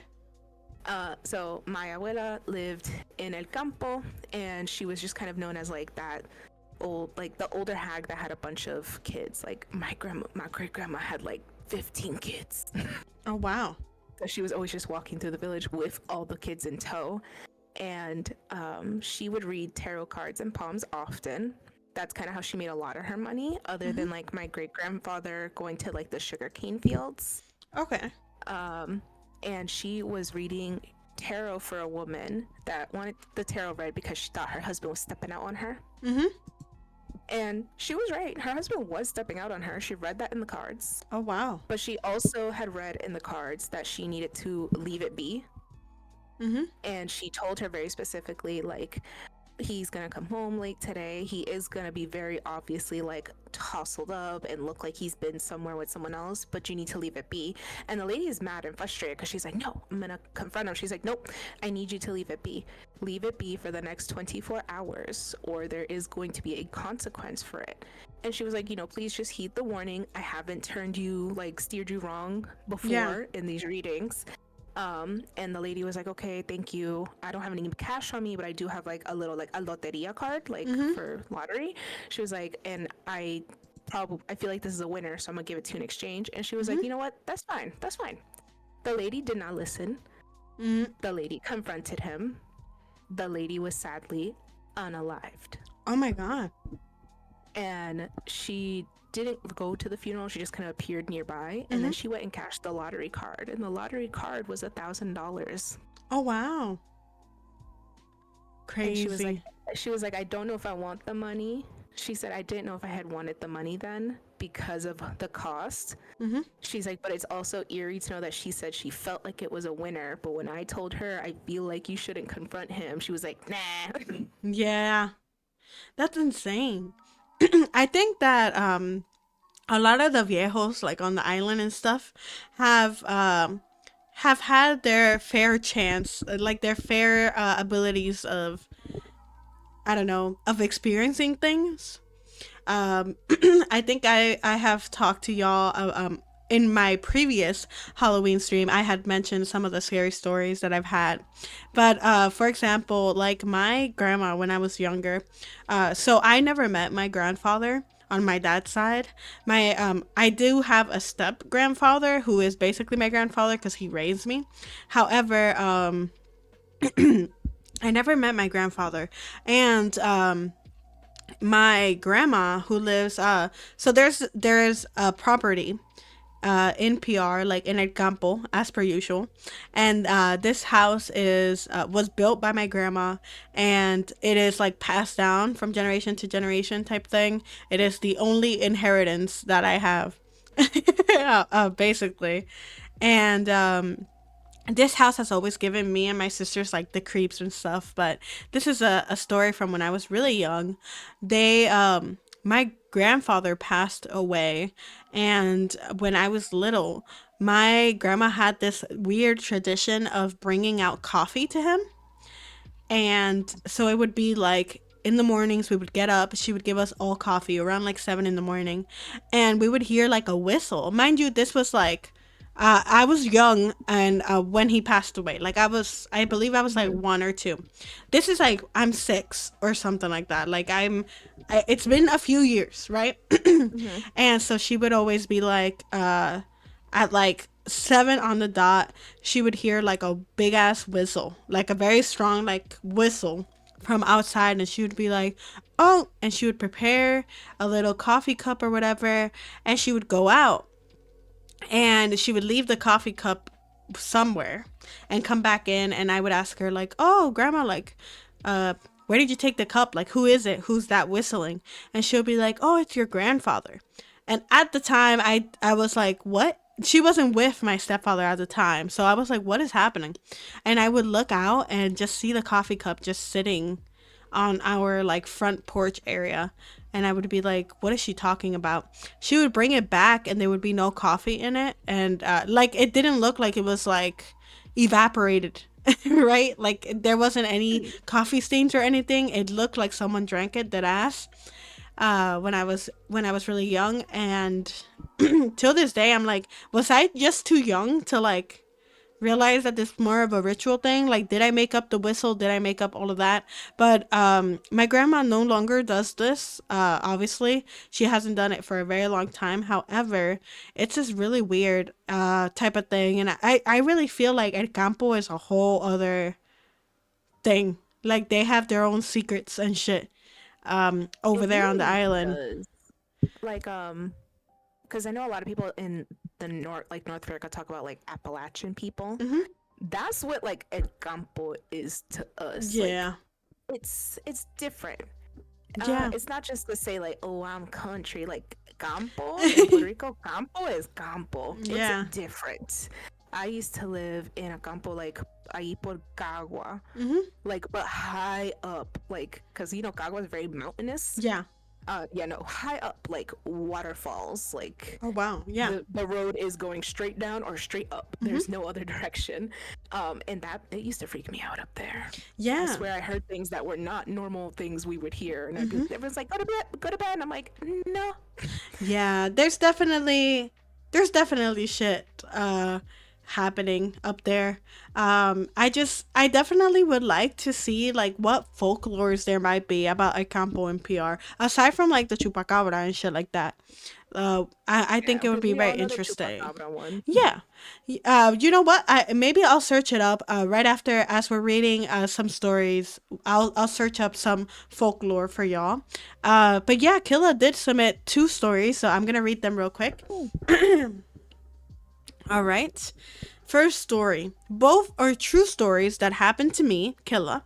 The second is the first time I'm letting anyone know because it's crazy. Oh, wow. An exclusive. Thank you so much, Killa, for submitting. I appreciate it super, super much. Thank you so much for trusting us even to share your stories. It means a lot. Okay. First one is titled Wandering Papa Smurf. Whenever I slept over at my friend's house, I felt uneasy, as if something would watch us sleep. One of the times I found the 2-foot tall Papa Smurf plushie sitting in the chair my sleeping bag was in front of. My friend had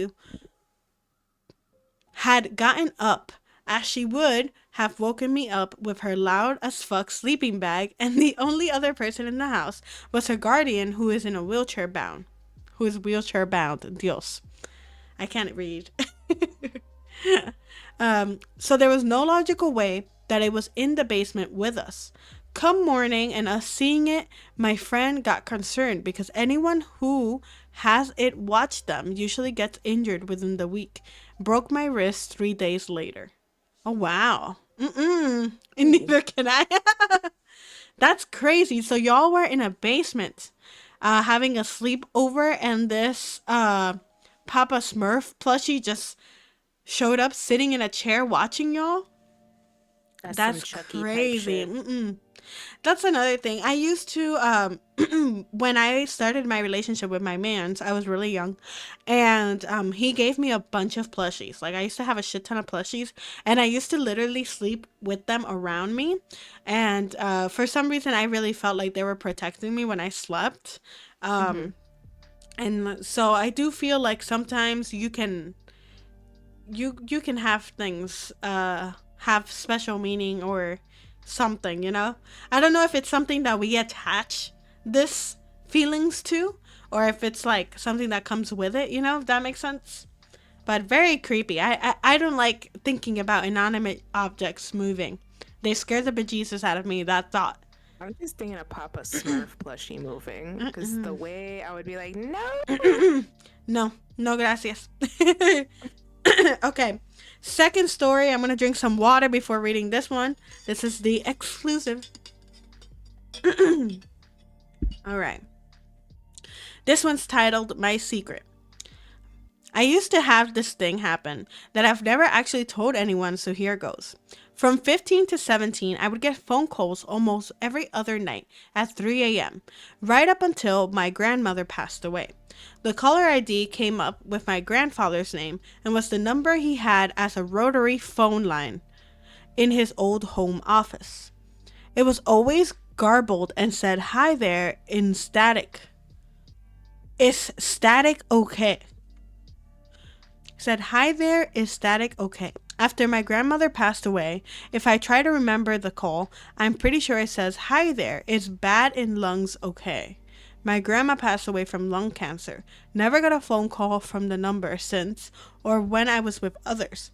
I'm sure this was my poppy, who I never met. Oh. Mwah. Interesting. Oof, I literally got chills. I hate this. That's crazy. That's crazy. Oh my goodness. And a phone call at 3 a.m.? No gracias. No gracias. This is why Do Not Disturb exist. Thank you for the kisses. Hello, Storm. How are you? Welcome. When there's something strange in your neighborhood, who you gonna call? Quinn Buster. No, don't call me. I'm not good for these type of things. But that's very interesting, Killa. Thank you for sharing. I will not answer. You're going down on your own. I'm not the one. I'm really, really not the one. I told family it was a drunk guy if they heard the ring. Oh, interesting. Well, definitely super creepy. Super, super creepy. I don't know if I've ever had like a weird phone call before. I don't think I pick up phone calls, to be honest. I've never picked up phone calls, so maybe that's why.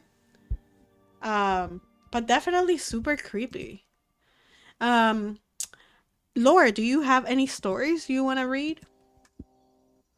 I think I found one. Okay. Looks like there's one right here. Okay. Same thread that we were on earlier. Okay. There's like so many when you just keep scrolling. This one says, when I was about 12, I was at my cousin's house. He was 9.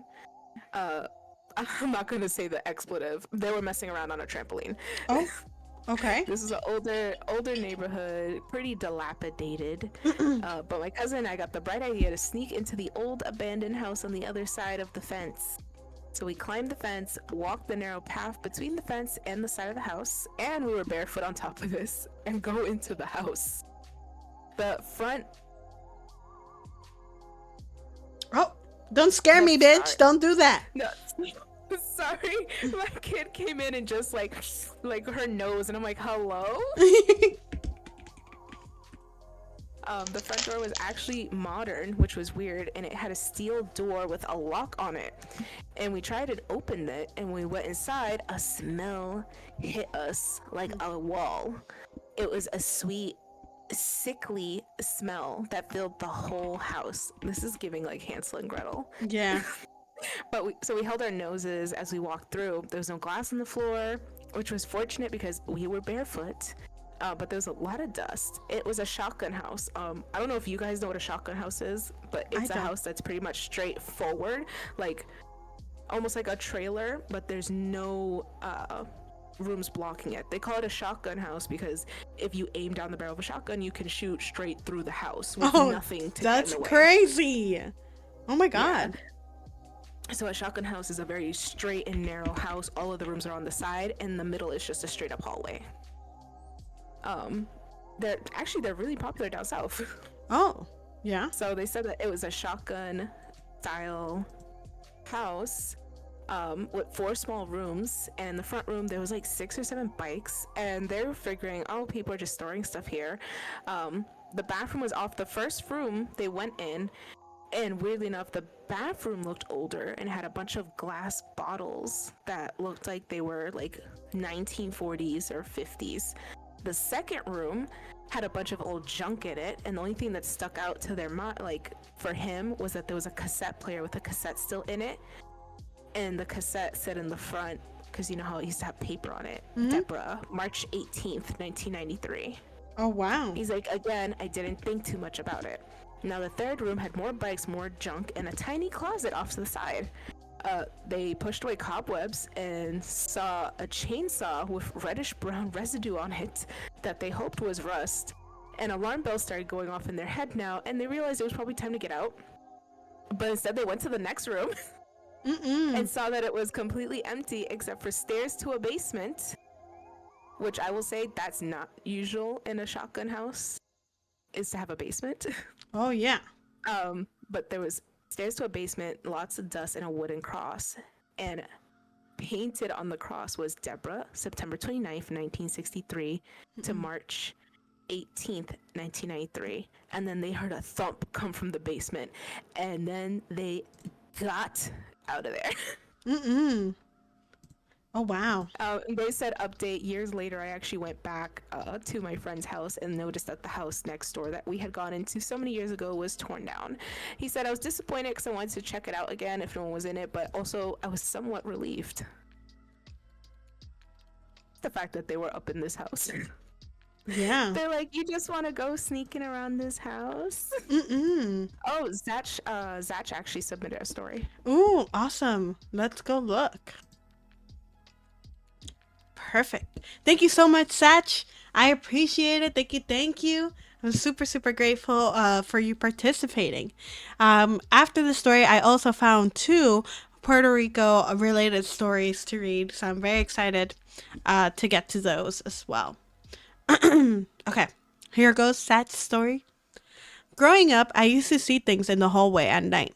So like one time I couldn't sleep and the TV was on a blank channel. For a few minutes, I looked out into the hallway and eventually I saw an all-white ghostly looking child run past my doorway. No footsteps or anything.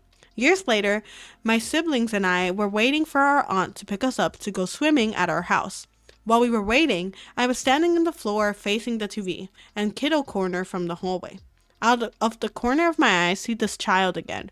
I freak out and tell my siblings, who think I'm crazy, as I go back to watching TV. I see the child again out of the corner of my eye, and again, no one saw it.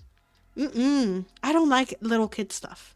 When I was growing up, I also had like little kid stuff happen to me, and I hated that. I hated that so much. No. Thank you for sharing, Satch. Super scary. I'm not about the life of this. Like, when I was little, I used to see like a little kid in my house, and I hated that. I'm not about it. I think when it comes to scary stuff, anything that ends up involving a kid or like one of the things you see that scares you is a kid, it makes it like a million times worse suddenly. I agree. Okay. Laura, do you have another one to read, or would you like to read one of the Puerto Rican one? Oh, one of the Puerto Rican ones. Awesome. Okay. I'll read to you. This one is kind of crazy. I'll put it in the Discord as well.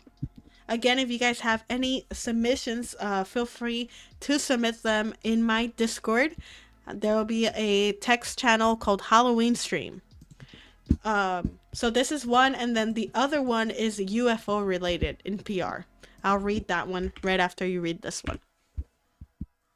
If you also want to follow along, go to my Discord. I love UFO ones. Okay. I love UFO stories. Do you want to read the UFO one? No, I'll read the ghost one, but I'm a big fan of UFO stuff. So you'll listen in on it.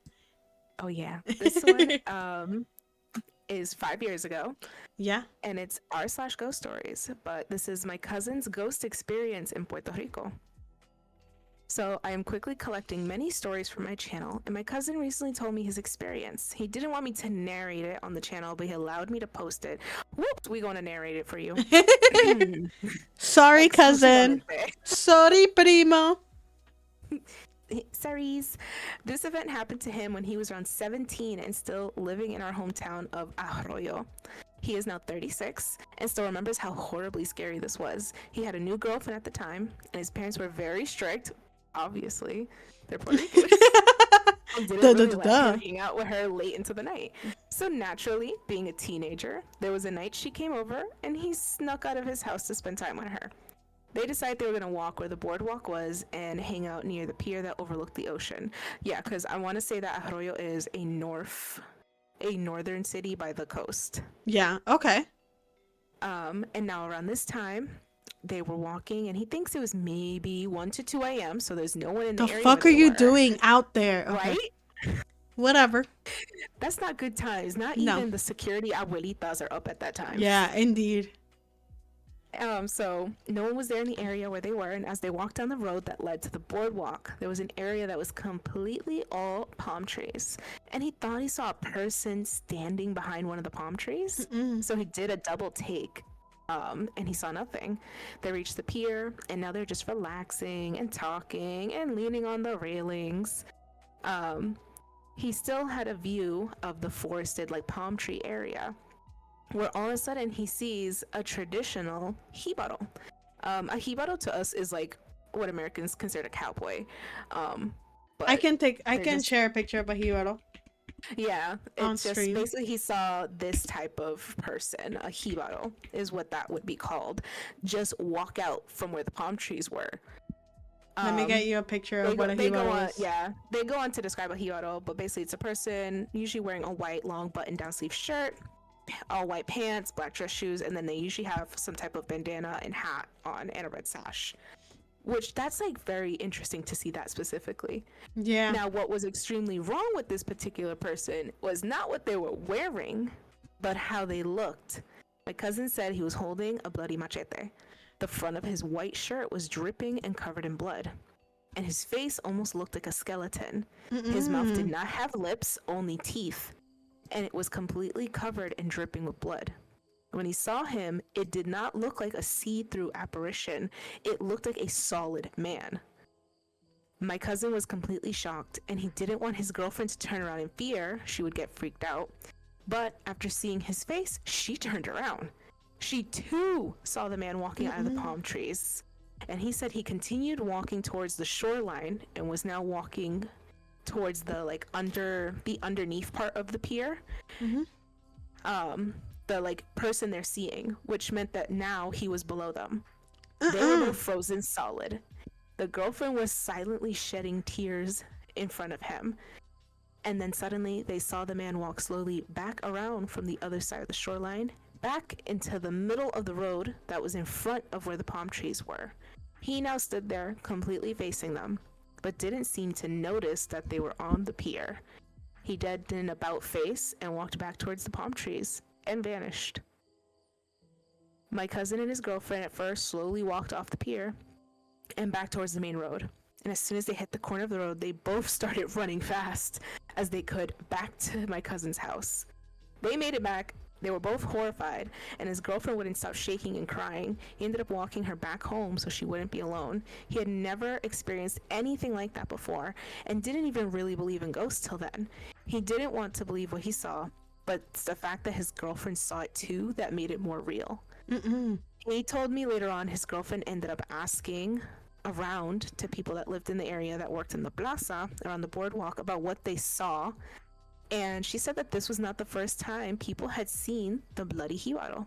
Apparently, he had been showing himself around that area of the pier for many years. This only served to freak my cousin out more, because he said every time now he thinks about the Jibaro, he gets scary chills up and down his back, which is why he never really told anyone what he saw that night. He just said that there was something very evil and wrong about the man he saw and didn't want to share it to anyone. Yeah, and then they did put a picture of what Jibaro clothing looks like. So it's like very specific type of clothing. Yeah, I showed it. I showed it on stream. And I showed kind of a scary version of it, so I apologize. But damn, that was a good story. Yeah, I'm here to be helpful, give you guys, the right looks and stuff.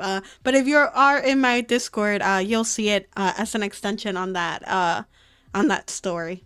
That's a fucking crazy. That's what I mean. There's a lot of that type of shit on the island, like a lot of like folklore type stuff, and I hate it. It's crazy how he tried to be real bravo until he saw his girlfriend see it and she started crying, and then he's like, "Oh shit, it's real."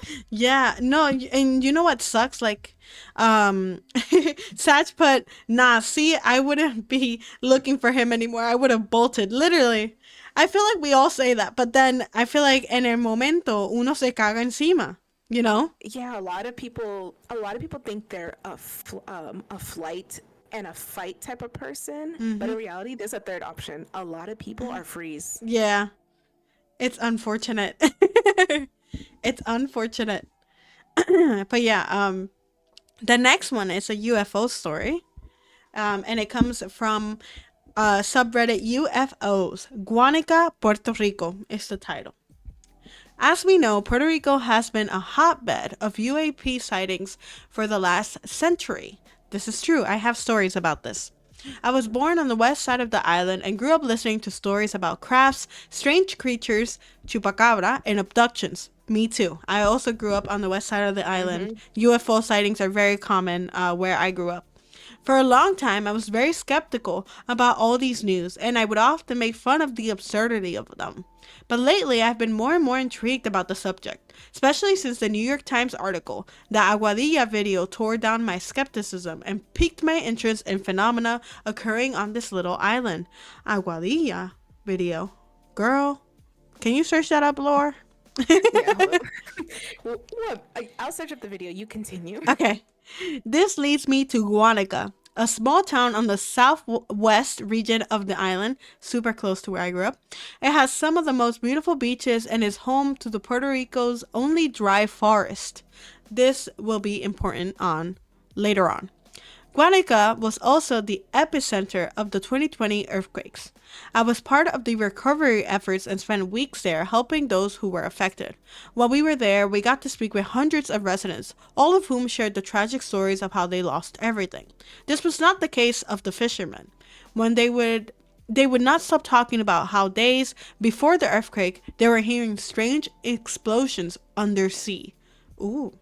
They said these explosions lasted for a week and the earthquakes then hit.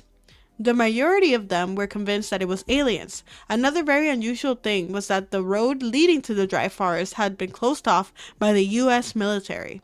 They never gave an explanation as to why they were there, but locals were sure something fishy was going on. Sounds about right. Fast forward to this year. Disclosure seems imminent, and with all of this talk about hidden crafts, I decided to look out of place structures in the island. I started with Guanica given what had happened in 2020. As soon as I looked at the dry forest in Guanica, I see two structures which piqued my interest. Right in the forest, there was an unmarked rectangular structure, the size of a big warehouse. Very close to it, there was another structure which I can only describe as the root of an underground facility. I sent the pictures to a few friends from Guanica, and they were as perplexed as I was. Ooh, thank you for the trick-or-treats. Thank you, thank you. Chills, literally. I will eat the trick-or-treats right after the story. Then I decided to look if Battelle Labs had any facilities on the island. This is where things got scary. They didn't have a lab per se, but they had been controlled by the NSF to run NEON, the National Science Foundation's National Ecological Observatory Network, which is a continual scale observation facility operated by Battelle and designed to collect long-term open access ecological data to better understand how the US ecosystems are changing. That's a lot of pretty words. Then I looked at where they were located, and the hairs behind my neck stood up when I saw Guanica on the list. Not only is the facility located in Guanica, it's located less than 6 kilometers from the unmarked buildings inside the forest, and you can draw a straight line between the Neon facility and what I think is the underground facility. I'm planning on going there with a couple of friends during the weekend to further investigate, and I'll keep y'all updated. So I have a little answer to what the Aguadilla incident is. Okay. Tell me. As recent as 2023, some official government documents came out regarding actual footage along with satellite of an unidentified flying object flying through the air above Aguadilla, Puerto Rico, and shooting straight down into the water, and underwater sonography or whatever it's called, caught the one thing hitting the water and then splitting off into two things and disappearing under the island. They tried to report it, and of course the US just kind of was like, it's nothing. It's nothing important. It's just a submarine. And they're like, oh, but it's not a submarine because it came from the air. But it was a 50-page report that ended up getting leaked as of 2023. Oh, wow. And it turns out that wasn't the only incident they had reported. They had reported over 50 other incidents of unknown flying objects across Puerto Rico, but in a lot of the areas like Aguadilla, Guanica, on the west side. And other places. Yeah, a lot of it was like the west side. Only one incident was really the east, but a lot of it was like west and center of Puerto Rico being a hotbed for UFO appearances. My grandma, actually, I grew up with my grandma telling me a lot of these type of... Oh, thank you for the evil laugh. A lot of my... growing up, a lot of times my grandma would tell me stories about this, how she would be like out in a campo and shit, and that she would see like trees shake and something come out of like behind mountains type things. And that every time she would talk about it, people would be like, shut up, like don't say that type of stuff, like do you know how the government is and shit like that. And this was when she was really young, so I will say that growing up, I was on the East Coast. I lived in a marina like fishing village.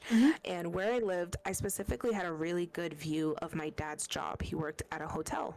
It was like a Wyndham hotel at that point.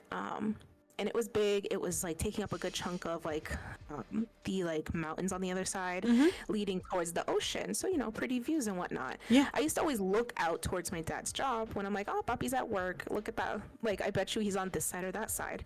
I remember doing that one night, but he was home when I saw a very strange light above the hotel. And not like fireworks, because it wasn't even near a time of year where they would do fireworks. Yeah. I remember calling my dad and saying, Papi, what is that? And he got just as freaked out because the light was like bright green, abnormally large, and then it suddenly shot down towards the water.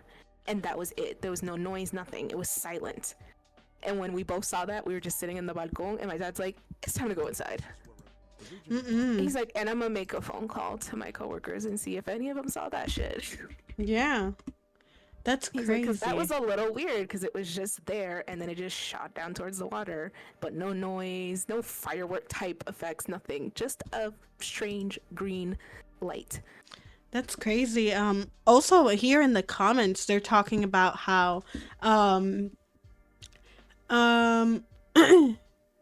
says here Last time I was in PR, I heard of anecdotes from locals and from my own wife telling me that there's a weather station in El Yunque with military presence deep in the rainforest. Anyone that gets off the trail or close gets turned back. Have you heard anything similar? Supposedly, something crashed in the forest in the 1988 at El Yunque, yet looking at ND.com, I don't know what that is, nothing shows up in their historical search. Not sure if it's related. Just wondering if you knew anything regarding that. The Navy had a base in El Yunque from the 70s to 2003. They said it was closed after the closure of Roosevelt Roads military base in Ceiba. There are several radars and surveillance antennas still there. I've heard reports from people saying that access to the road leading to the base is still closed off and guarded by military. I have not been there in a while, but I can put it on my agenda. The crash of 88 did happen and it was widely reported, although all the information is not available online. Thousands of residents reported something crashing into the east peak of El Yunque. There are accounts of high magnetic activity in that region after the crash, which interfered with other aircraft's mechanics and electrical instruments. There's also an account by a news photographer who went up to peak to follow up the reports and found himself at the gate of a Navy base, which apparently was left open. Once inside, he saw dozens of people dressed in hazmat suits. He identified them as Navy and he got turned away, but before he left, he saw the terrain was burnt and there were pieces of debris on the floor. He said he also saw what he described as dead body of an alien lying on the floor. I would Interesting. say that anyone who grew up on La Isla knows that all of El Yunque is not able to be explored. They do cut off the areas we're able to see, Yeah. which is a little weird because it's the United States' only rainforest. Yeah. There's like no trails or nothing. Like there's like a trail you can follow and that is it. You can't go off just sightseeing wherever. So that would make some type of sense. But there is another story down here in the same like thing about UFOs relating to Puerto Rico. And this person says, Huepa, I'm from Lajas. Specifically the part that overlooks the valley and the Cartagena Lagoon. They're like, and I've been a fisherman since I could walk. They're like, but there have been many sightings here since the 80s and 90s, before the area was super urbanized. But they said I knew of a sighting specifically in Aguadilla, which was near the air base. But they said this is their story. It's about purple orbs rising up from the lagoon. Ooh. So they said this is a context for non-Boricuas who are not native to the island, but Cartagena Lagoon is a small lagoon located in a dried up estuary surrounded by 2 mountain ranges. I can so get the area is pictures. actually... I'll get a picture of it. Yeah, so they said the area is a hotbed of activity, but the lagoon is considered to be an epicenter of it. But they said when my mother, aunts, and uncles were all young, they went with my grandparents to the lagoon because there was a lot of activity going on. And, you know, fuck it, it's a small town. What else are people supposed to do? This was the peak of entertainment. There was a lot of cars parked on the road waiting to see if anything happened. And my grandmother, along with a few more cars, cut through some farmland to get to the other side of the lagoon that was not as active. They got to the shoreline, set up camp in the... you know, like the little cattails, those little like shrubberies that come out the water. They turned all their lights off to get a better view of whatever was happening. And after a few hours, they saw a series of basketball-sized purple metallic orbs that came out of the water with no noise and just shot up into the sky. She tells me that the orbs came up on her side of the lagoon within 50 feet of where they were, and they had no sound coming from it, and then simply shot up.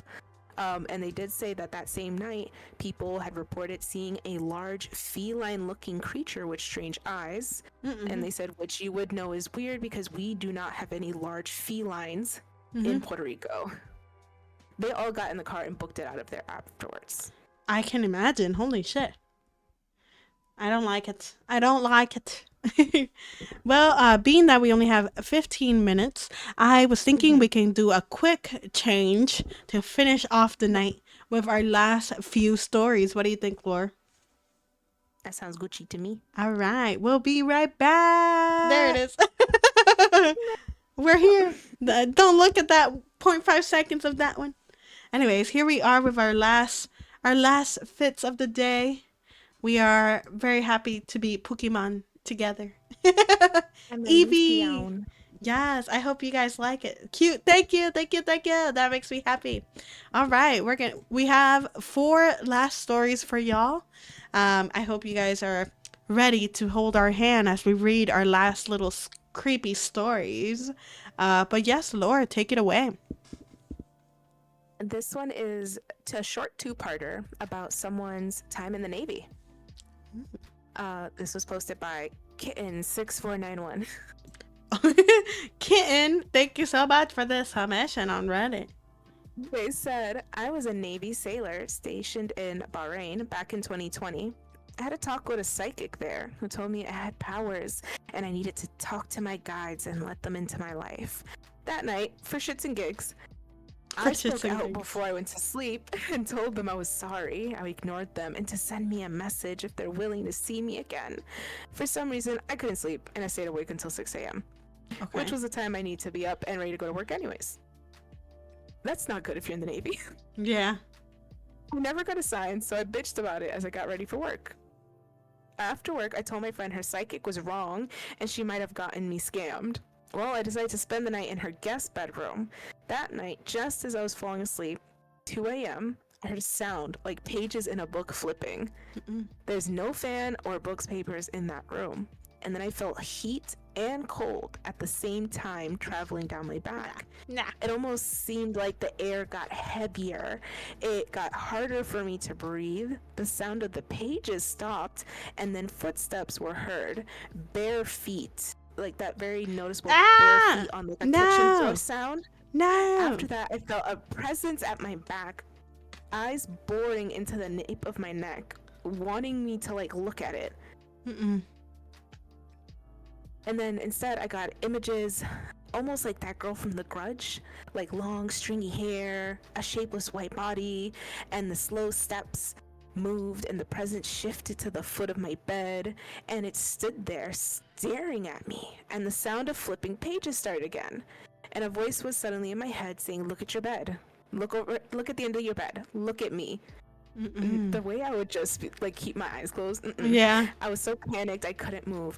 I was staring at my phone screen, the only source of light in that room, begging in my heart for this thing to just stop. Your peripherals. And then I opened my mouth and said, I am so sorry. I thought I was ready for this, but I wasn't. Come back when I'm ready. And after that, the slow, steady steps went to the side of my bed, the one I was facing away from, and stood there. I could still hear the pages, and the pages slowly stopped flipping, and the presence disappeared. They said I was so shaken I just closed my eyes and forced myself to sleep. This second post is the night after the encounter. They were talking to their friend on the phone to help them fall asleep because they could not. And 15 minutes in, they looked towards their bathroom in the room and saw the figure of a woman standing there, and they said that their heart skipped a beat. She floated there and then quickly moved to the left and disappeared. The whole time I was on my phone with my friend, and I told him exactly what I was seeing, and he was freaking out with me, and he stayed on the phone until I fell asleep. When I talked to the friend whose house I was staying in, she told me that a young woman haunted the room I was in apparently, and her old roommate had lots of visits from that being, and it scared her so much that she had the room cleansed by a priest and hung up crosses everywhere. She said, I didn't know that that's why all the crosses were there. I just thought my friend was very firm in their belief. She said, I never spent the night at my friend's house again while I was stationed in that country. No, fuck that. What type of a friend, bro? What type of a friend? Mention that information. No, that's not a friend. Yo, who needs friends like... Who needs enemies when you have friends like this? No. Something in your room. Oh yeah, my roommate used to see this spirit. Why wouldn't you start the sentence with that before I went to stay there? I recall that spirit. What a dumb bitch, whoever it was. No, thank you. All right. I didn't like that one, not one bit. Let's go on to the next one. The next one's a little longer. So this one is posted in a paranormal subreddit as a TV producer seeking ultra scary ghost stories from inside hospitals, nursing homes, or long-term care facilities. They are opening this up to a casting call. They're saying, hello, we're seeking on-camera eyewitness to paranormal events that have occurred inside hospitals. We need stories from Canada, the US, and the UK. But here's the catch. To qualify, you must have been a patient or a staff member at the hospital, nursing home, or long-term care facility where the event took place.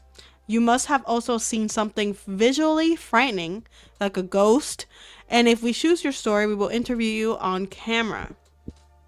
All right. This is the first story on that subreddit, and the account was since deleted, so I don't have any name. But this took place 7 years ago. Here we go. It was my term in an on-call rotation one weekend in 2014 as the director of nursing for a long-term care facility. We had last-minute call-in for a nursing shift, so I went in to cover. We had a new admission the night before whom I've yet to meet and was due for evening insulin. I only knew the basics about her, and as I walked in to check her blood sugar, I immediately knew she had issues. She was sitting in the corner of her room as I approached the doorway to walk in. She stared straight at me as she slowly stood from her wheelchair and wordlessly shrunk back into the corner with her against the wall, appearing to be very angry while trying to get away from me.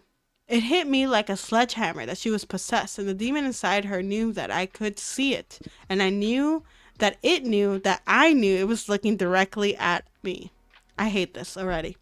I admit that I'm a follower of Jesus. He's a follower of Jesus, which seems to make me more aware of these kinds of things in my day-to-day life, and it is more common in healthcare settings, but it's still not very common in my regular work encounters. So I immediately stopped as soon as I saw the evil in her eyes. I knocked on her door, called her by her name, and told her it was time to check her blood sugar, and she spoke not one word as I shut my mouth, stopped talking, and turned around and walked/ran out. I knew the unit manager was also a Christian and that he wouldn't think I, his boss of all people, was insane. I found him also giving meds and told him that our new patient had a demon in her.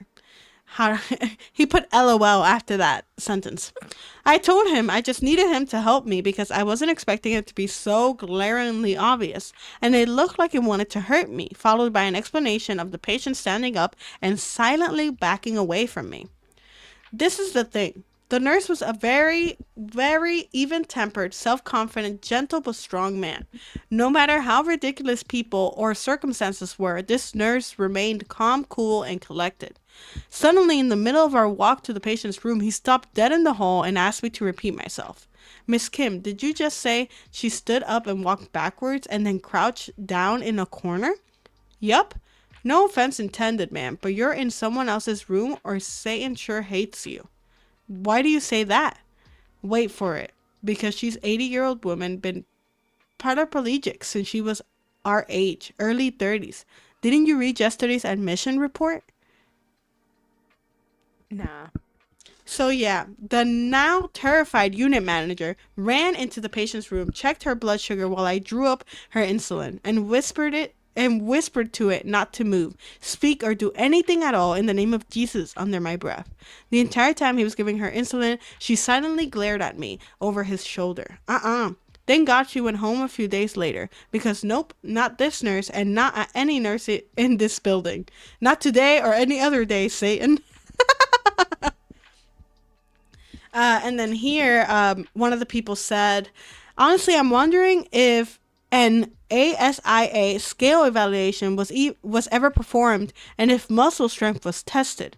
It could explain a lot of things. The medication she was on and what the got looked like would also be permanent to know. Actually, maybe she was not paraplegic, but paraparetic, which could explain her ability to somehow get up.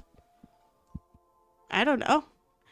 I just like the fact that this person's like, I work at this medical facility, and then they see a person that might be medically incapable or have a mental illness problem, and they were like, Satan. Yeah, they're like, We no. threw the entire medical book out and we're like, Satanas. Mm-hmm.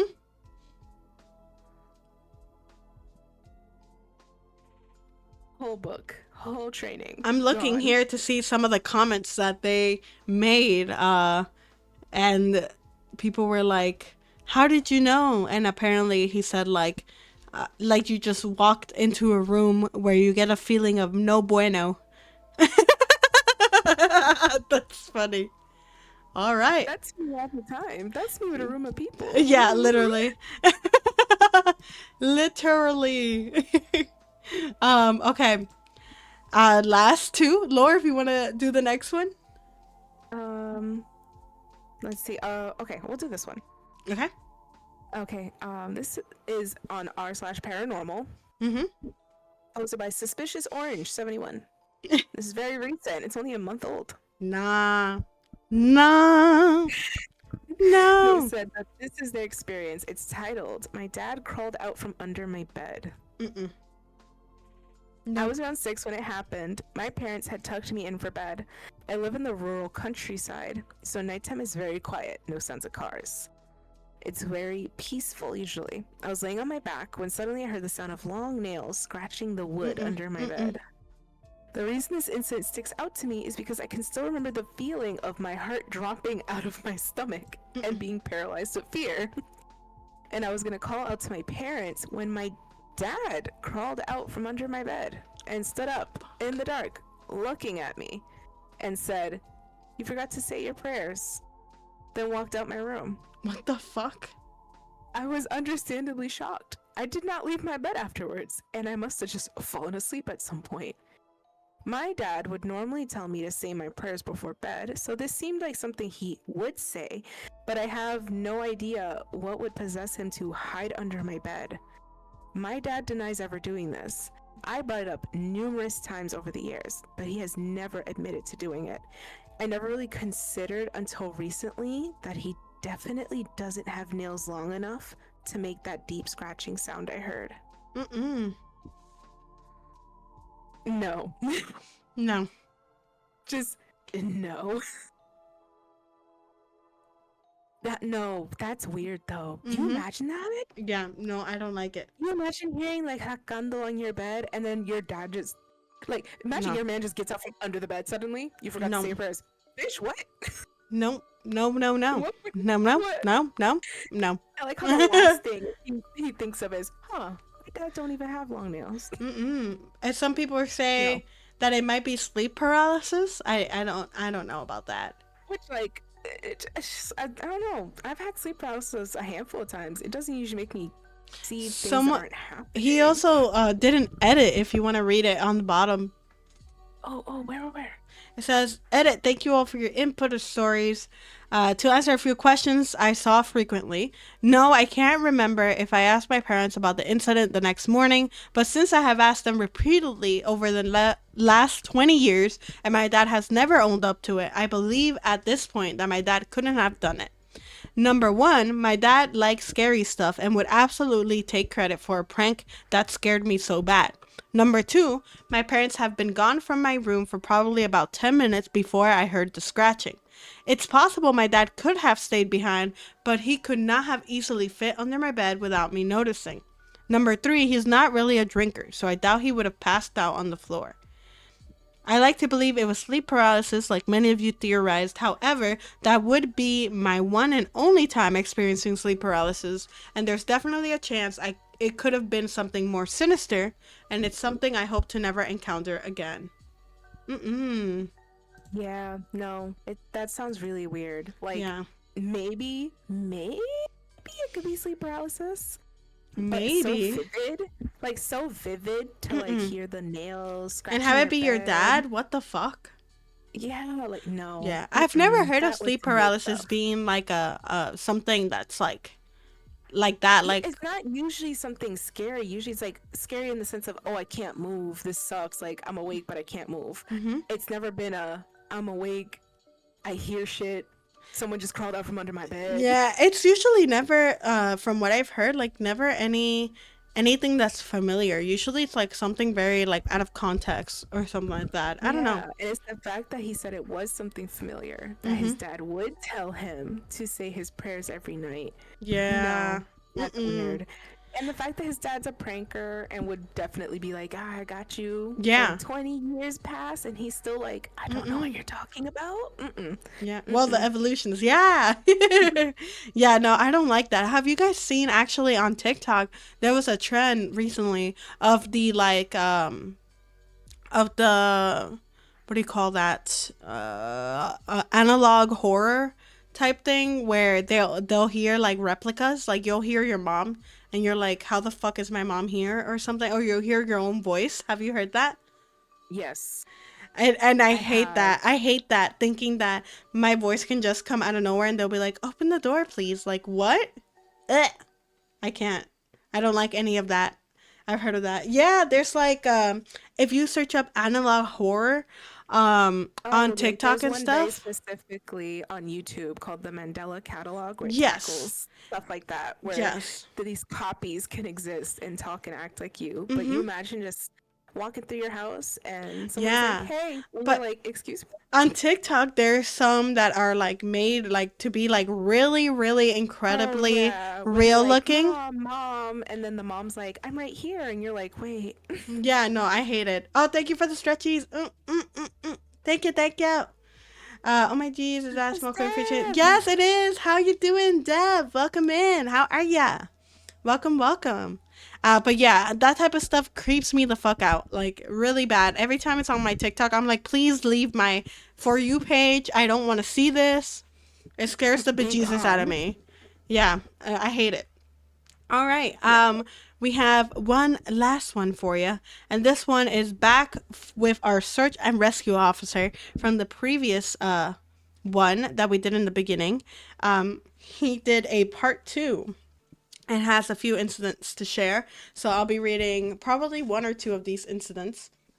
They seem pretty big, to be honest. So here goes. All right.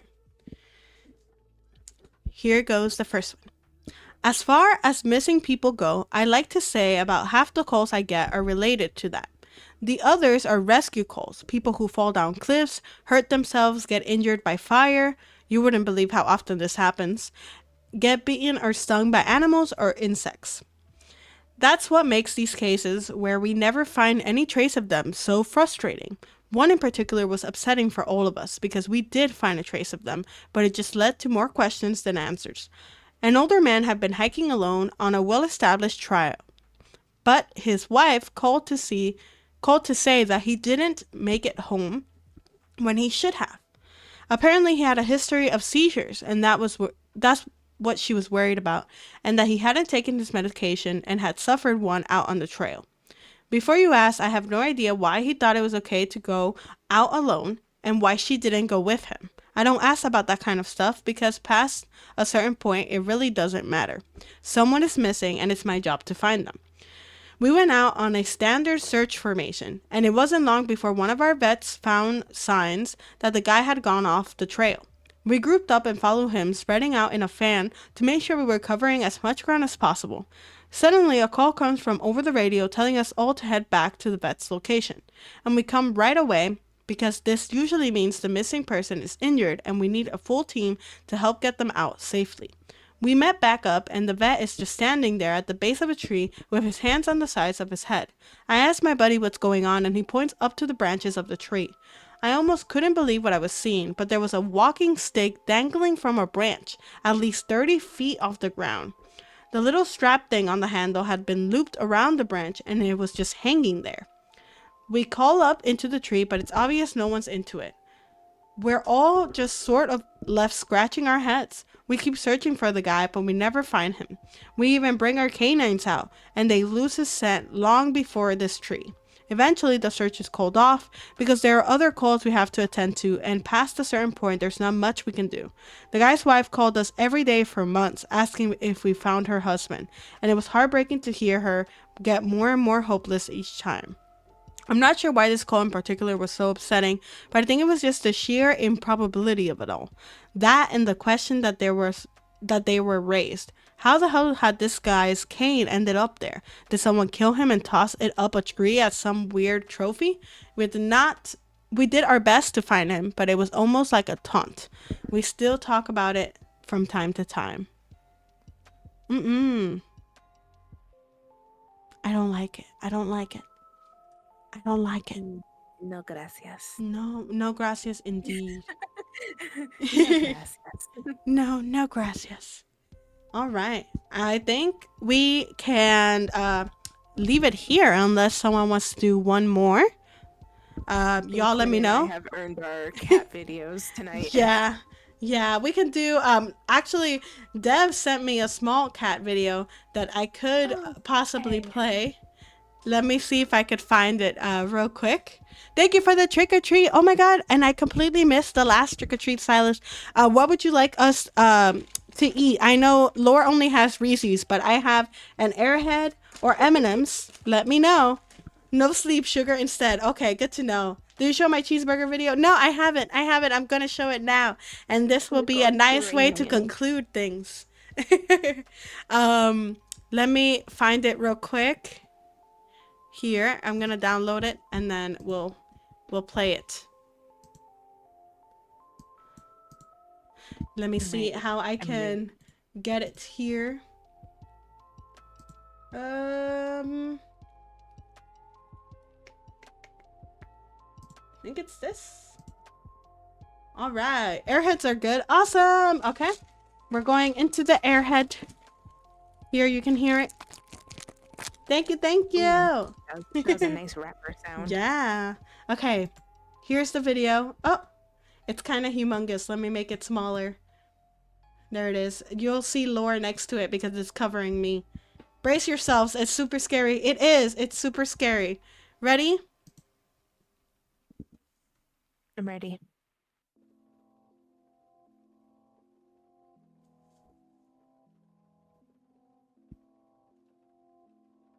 Oh. It was Evil's cheeseburger after all. There you go. No. There was your scary video. There was the audio. Was that? No.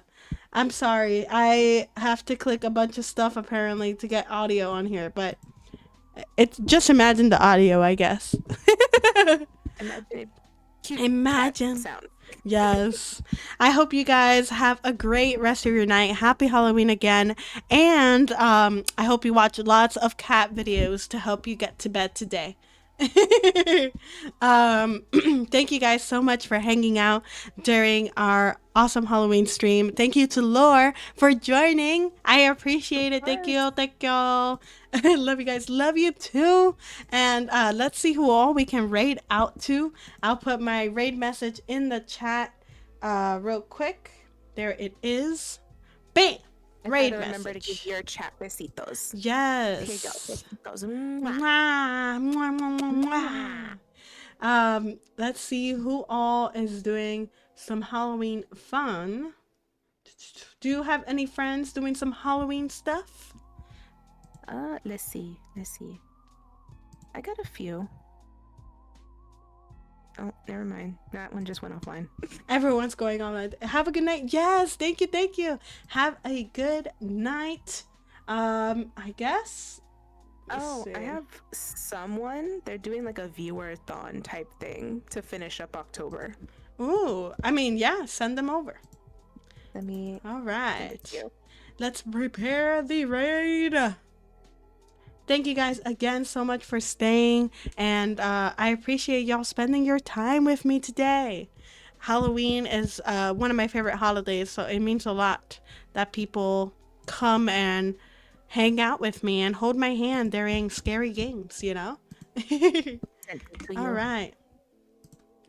Okay, we're starting our raid, Undead Commander. Let's do it. Starting. Thank you guys so much, and I'll see you guys next week. Lots of besitos. Have a great night. Bye.